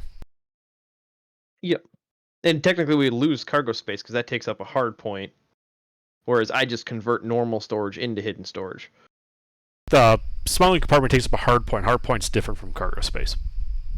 Yeah, but do you have 165 for your total cargo or 140 for your No, total cargo? the We smuggling have, compartment. does read it. It exactly hides the- 25 encumbrance of cargo. Okay. It doesn't add Oh, extra okay. space. Okay, so It does the same kind of thing that your ability does. yep. So when we need a hard point, I can basically do that for free without costing a hard point. Pretty much. Gotcha. Okay, doke. All right. Now that all of that has been handled, I did have one more question. what's your question? God damn it. I'm not gonna get it now because I don't have the thing. But did you also figure out the deflection? Deflection? I thought we went over that. No. For like a electro staff. Yeah, I think what I told you is that it wouldn't be innate to the weapon, because like that's a specific thing that you would need to learn how to do.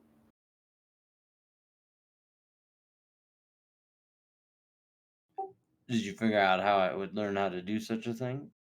Oh, I've already figured out how you would learn how to do such a thing. You just have to get there. How do I figure it out? You will figure it out in time. Okay. Oh, Under, can I spend 275 upgrading my pistol? Sure. All right. What I mean is that Just you'd have putting- to find somebody to teach you how to do that. Yeah, putting short barreled and then the filed front sight. That's the two things.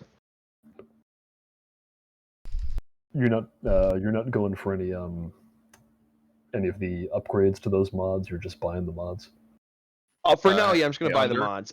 Okay. I'm not concerned about upgrading. I don't plan on using it. That's the whole point. All right. Under jetpack is 4,500. Oh, okay.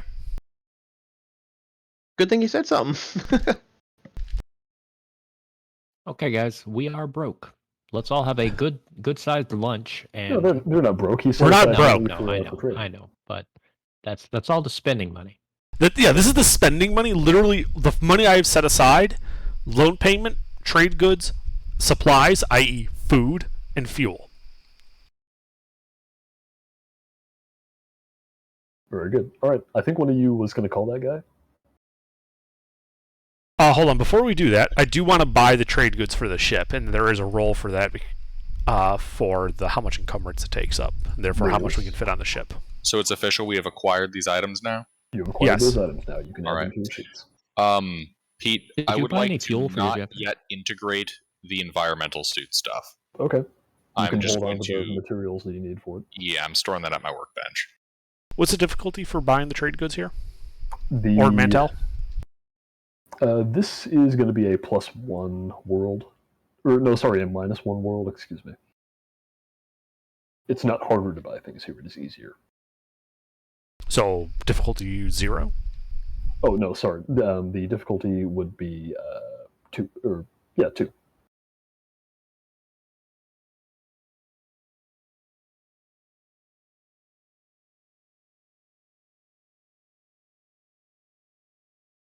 Can I ask why you're waiting on that?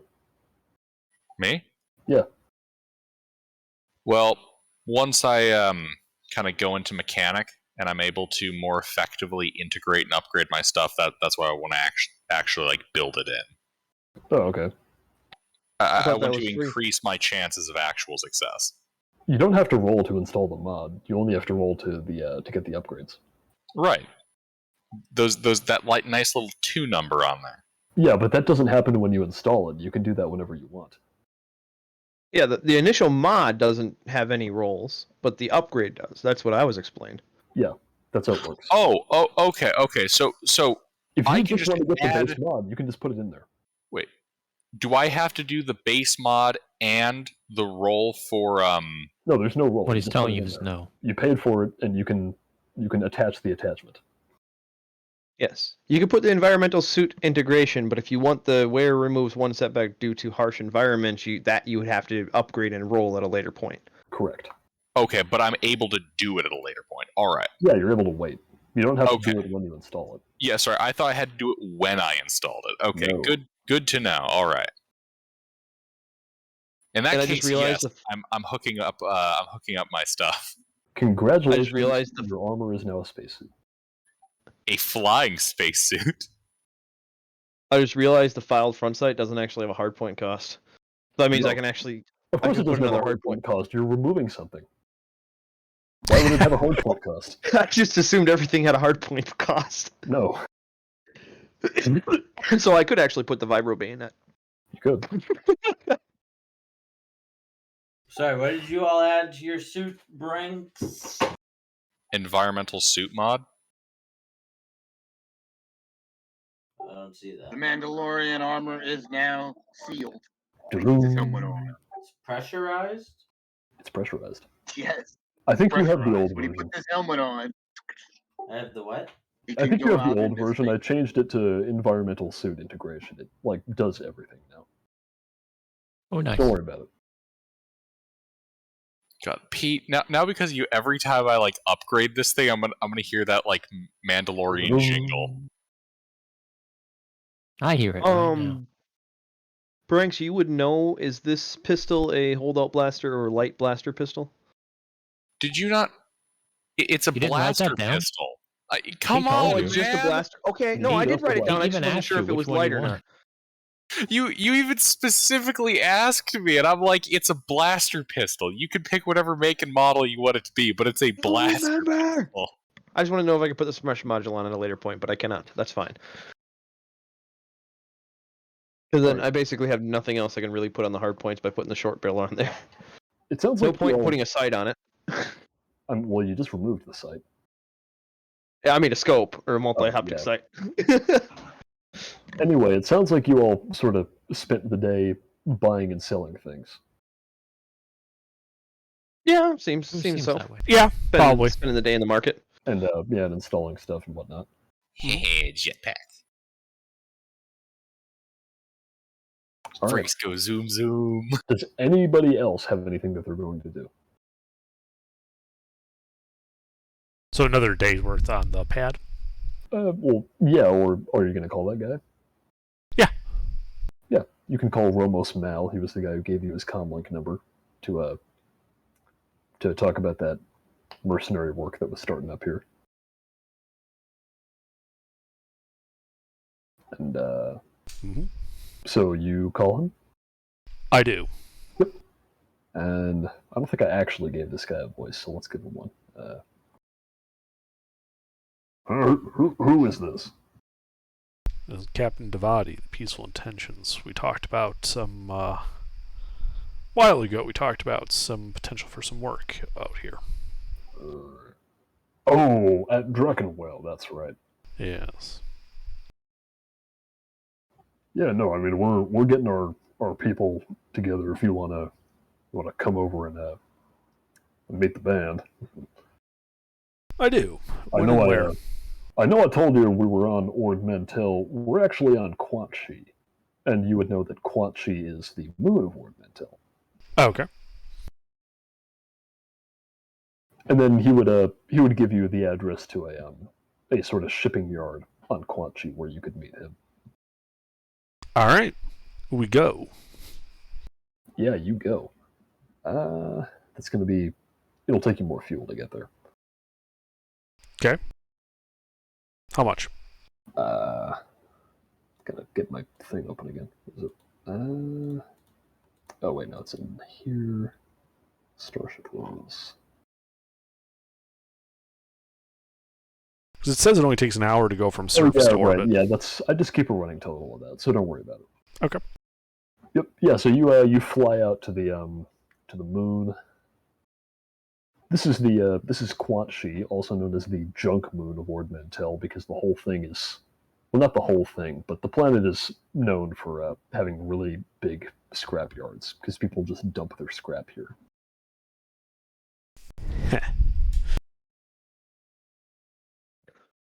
Pete, is that an apt description for That is an apt description. Although you should add that it's limited to sensor range.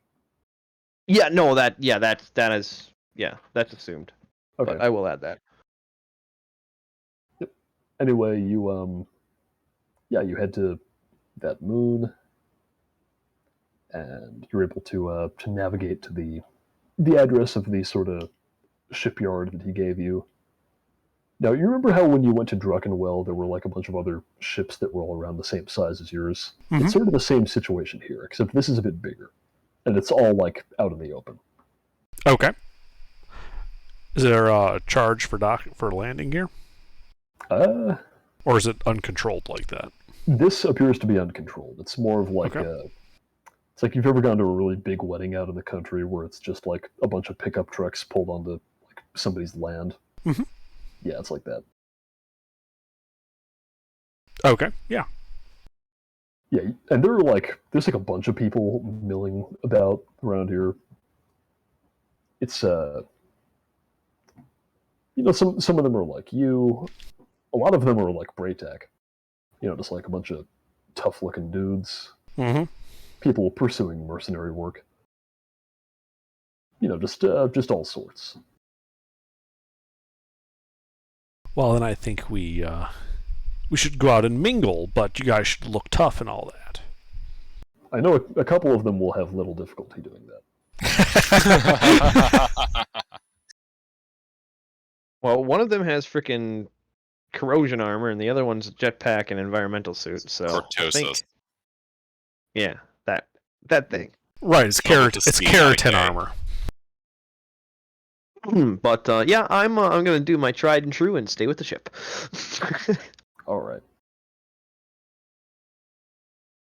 But now I can actually track Braytech, Brenix, and Devonti. Sort of, except there was like a bunch of other people milling around. So you kind of We've got homing play a beacons. memory game, but Homing beacons. oh, homing beacons, right? I was thinking of the Yeah. heat scanner. Oh yeah, no, the heat scanner is kind of useless in a crowd, but the Yeah, homing it's all- beacons I can pinpoint exactly where anybody is. We actually might. You want to pick a couple more up, and then not the entire Wait a crew can have second. I recognize that heat smear anywhere. one? I the think we're heat good for smear now. has like two weird tails coming out of the top of it. Oh, okay. Devonti Underdark, you wanna? Is it a reasonable idea?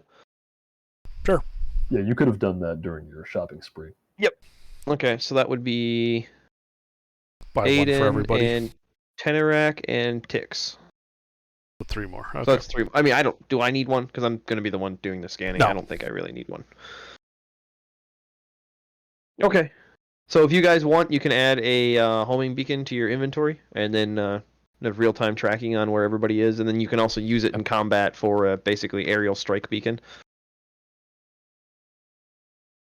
I'd really that would encourage be- us to not do that a lot because the sweet, sweet loot I can strip off people's Oh, don't worry. I'll be sure to give you other reasons for why you can't do that. If you start bringing air support to every fight, then I'm gonna have to start throwing air support at you. Well, you know, fine. you know what they say, Pete. Please When the tough don't. get going, the tough call for close air support. Mm. And then, of course, you know, there's the corollary to that. Close air support and incoming fire should be easier to tell apart. Yeah, well, there's no close air support when you don't have air superiority. Yeah, I can see it now. Call in the close air support. Our fucking ship floats up, and that's when like a Corvette comes in. They start opening fire. Yep. So we call in a cruiser, and then they call in something bigger. Oh yeah, it's a whole mess. But yeah, so there's a lot of tough bounty hunter, mercenary looking people around here, including other Mandalorians. Hmm? You know, they're just sort of milling about. You know, I mean, this place has clearly like attracted a lot of soldiers of fortune from across the galaxy. Brinks is going to, I guess, go interact with the other Mandalorians. Yeah, there's only a couple of them, like, well, more than 2, but there's like 5. If you were to introduce yourself, they would recognize Clan Ordo. These Mandalorians are from the Death Watch. Ah.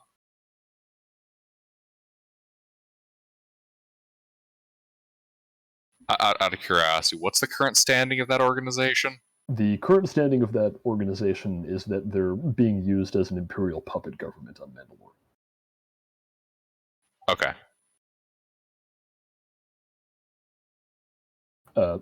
Anyway, I assume somebody is going to go look for Ramos Mal. Yeah, I'm leading us there. Like we step off, we set a meet. We're going to go meet him. Yeah, I assumed you said a meet somewhere. And yeah, you're able to go meet up with Ramos.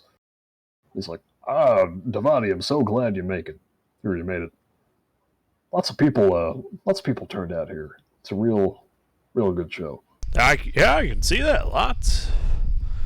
Now, there's quite a bit of firepower concentrated here. What the hell is going on that you need this many guys? Well, I'm sure you'll hear about it when the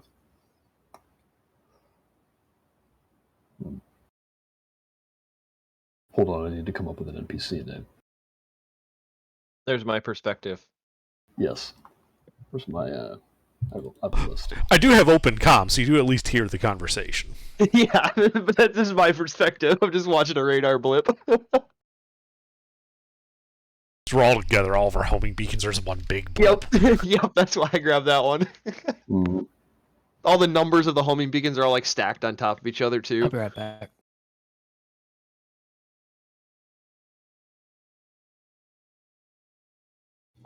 Pete, you seem to have changed a lot of these mods without saying anything. Do you want me to make the changes on my sheet? Changed a lot of the mods. I didn't change any of the mods. Yeah. Weighted, you change.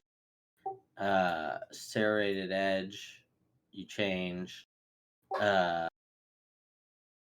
There's 2, and those are the 2 I have. I assumed you were already using the latest versions of those, so then, yeah, you should change them. Huh. I think I'm pretty sure I made those changes before you even made your character. This is correct. I can confirm the update Yeah, time. I don't think I've actually updated the handbook since you joined the campaign, Hayes.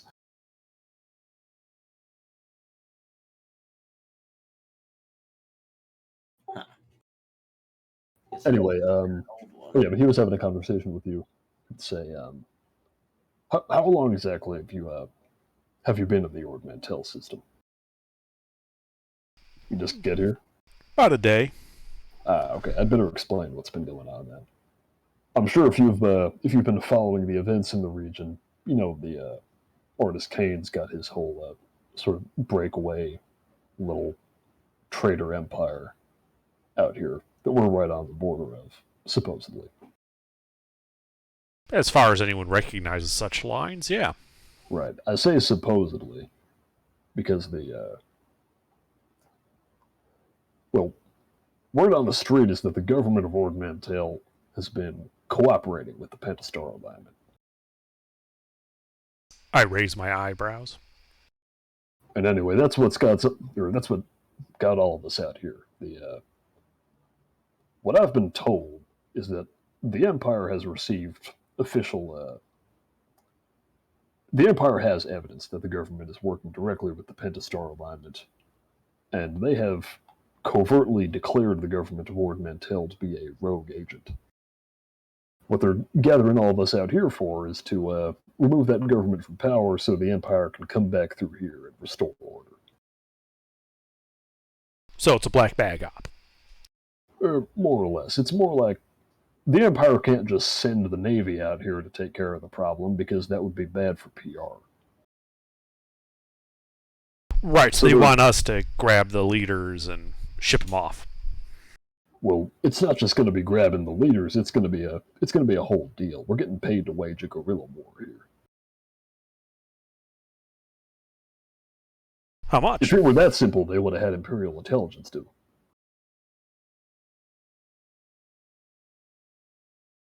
Well, I noticed, that is one thing the Imperials are good for, is getting paid. So, how much?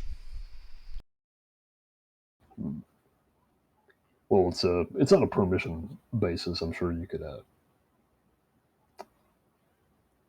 Once we get to the briefings, which don't start for a while longer, you've got another few days before that starts up. Actually, wait, is that true? Let me check my calendar.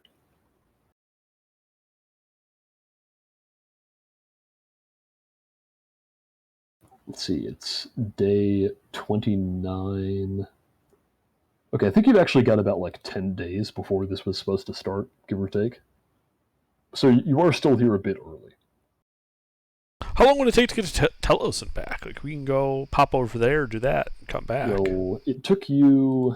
You said it took us 4 days to get here, right? Yeah.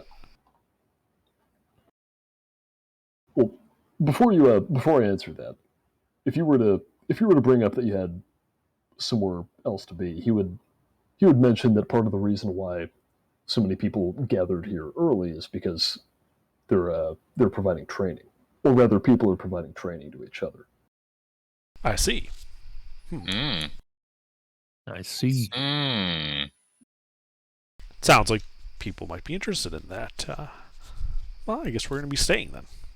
To actually answer that question, though, let's see. 1, 2, 3, 4, 5, 6. It would take you 6 days to get to Telos from here. Okay, so we wouldn't be back in time. Not for the start. Right, so, okay, so scratch that. I guess we're staying.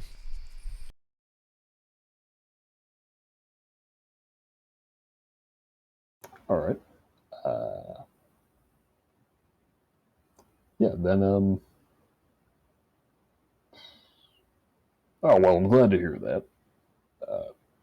Anyway, there's all sorts of knowledgeable folks around. You know, those Mandalorian fellows are real experienced guys. Mm-hmm. How covert are we supposed to be about all this? Well, we're able to talk out in the open here on account of being on Quan Chi. Nobody cares what happens on Quan Chi. In other words, we got plenty of space to run war games and the like. Pretty much.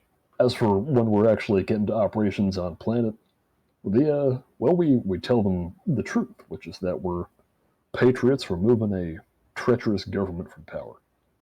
Of course, we don't mention that we're getting paid. That's the only part we don't talk about. Mm-hmm. Mm-hmm. Yep. Usual business for that.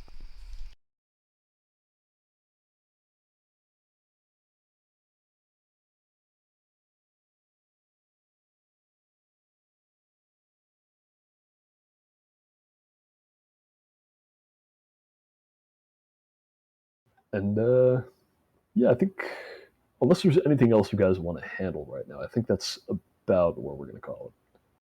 We can call it there. Yeah. Yeah, this session was sort of like a weird in-betweener. I didn't have anything else planned for Spirana. Well, So I figured you would do that and then get out to, it was set up. Sorry, where That's are we all again? good. Fort Right. Mantel. Yeah, Are moon. we We still made on like Lord $600. Mantel. Are we still on the main planet? No, we're No, on the you're on moon. the moon. On the moon. Yeah. With the Yeah. we're at the gorilla camp. Yeah, like I said, the last session was meant to have a bit more combat than it ended up having, so this was meant to be sort of a breather, except it ended up being a breather to a breather. That's fair. fine. It just makes the extreme ultra violence, stand out more. Don't worry, we'll get to It let us boost up our bank accounts and equipment lists a bit. Do we have 600 credits left? Ask Under. Yes. Why do you need 600 credits? To combine it with my 200 to see if someone on this moon happens to have a fireproof insulation mod to make me immune to that one guy with the flamethrower's burn property when I'm up close and he sets us all on fire. You could have bought that. Could we say I bought that? Yeah, It's fine with me. We got the money. All right, I will subtract my 200. You subtract 600. Yep, that's And now Aiden can set me on fire along with everyone else. I mean, Yeah, it's still that's gonna kind of do an damage important to mod the for you defense. since you're in melee when we got a guy with a flamethrower, so. How is it still going to do damage to me, though, if it makes me immune to the burn effect? It makes you immune to the burn property. The only reason that would matter is if he decided to spend advantages to set you on fire. You're still going to take damage. But if I'm in a group, though, it just wouldn't apply to me because that's what he does use to set people on fire. is burn. Yeah, but it only applies to groups if I'm throwing a group of enemies at him. Well, no, actually, no. He has the blast property. But yeah, usually when he burns people, it's only going to apply to the first guy he hits, aside from like special circumstances. So you're telling me this is useless? No, it just means that other people can't set you on fire. And if you look at the add-ons to it, So it's useless for your purposes. It won't protect you from Still- Aiden. It will protect you from other guys with flamethrowers targeting you as you run at them. also if you get the mods for it, those will protect you from Aiden. Or the upgrades for it, rather. No, there's no more upgrades, right, that are like not on this list, right? Yeah, it's just the wearer reduces damage from fire by 1. No. I mean, like, there's 3 upgrades on this list. There's no more you're adding, right? There should be 4. It just says built-in gear, environmental suit integration, fireproof insulation, and impact. Oh, right, yeah, the version you're looking at doesn't have the Cortosis on it. I have that on mine, which I'm going to upload later. Okay. Yes, but that's all that's there. If you have other ideas for things to integrate into your armor, you can do that. Mm-hmm. Okay. So, how many 100 XP do we get? You get 0.200 XP. Okay. So, I have enough to get another level of force rating. doesn't really do. I mean, I guess I could use the Force, but I don't know. I would effectively have a Force rating of 1 if I did that, because I'm already like setting some stuff aside. So I don't know how useful that is right now. How much did we get though, Pete? You get 20. 20. Alright.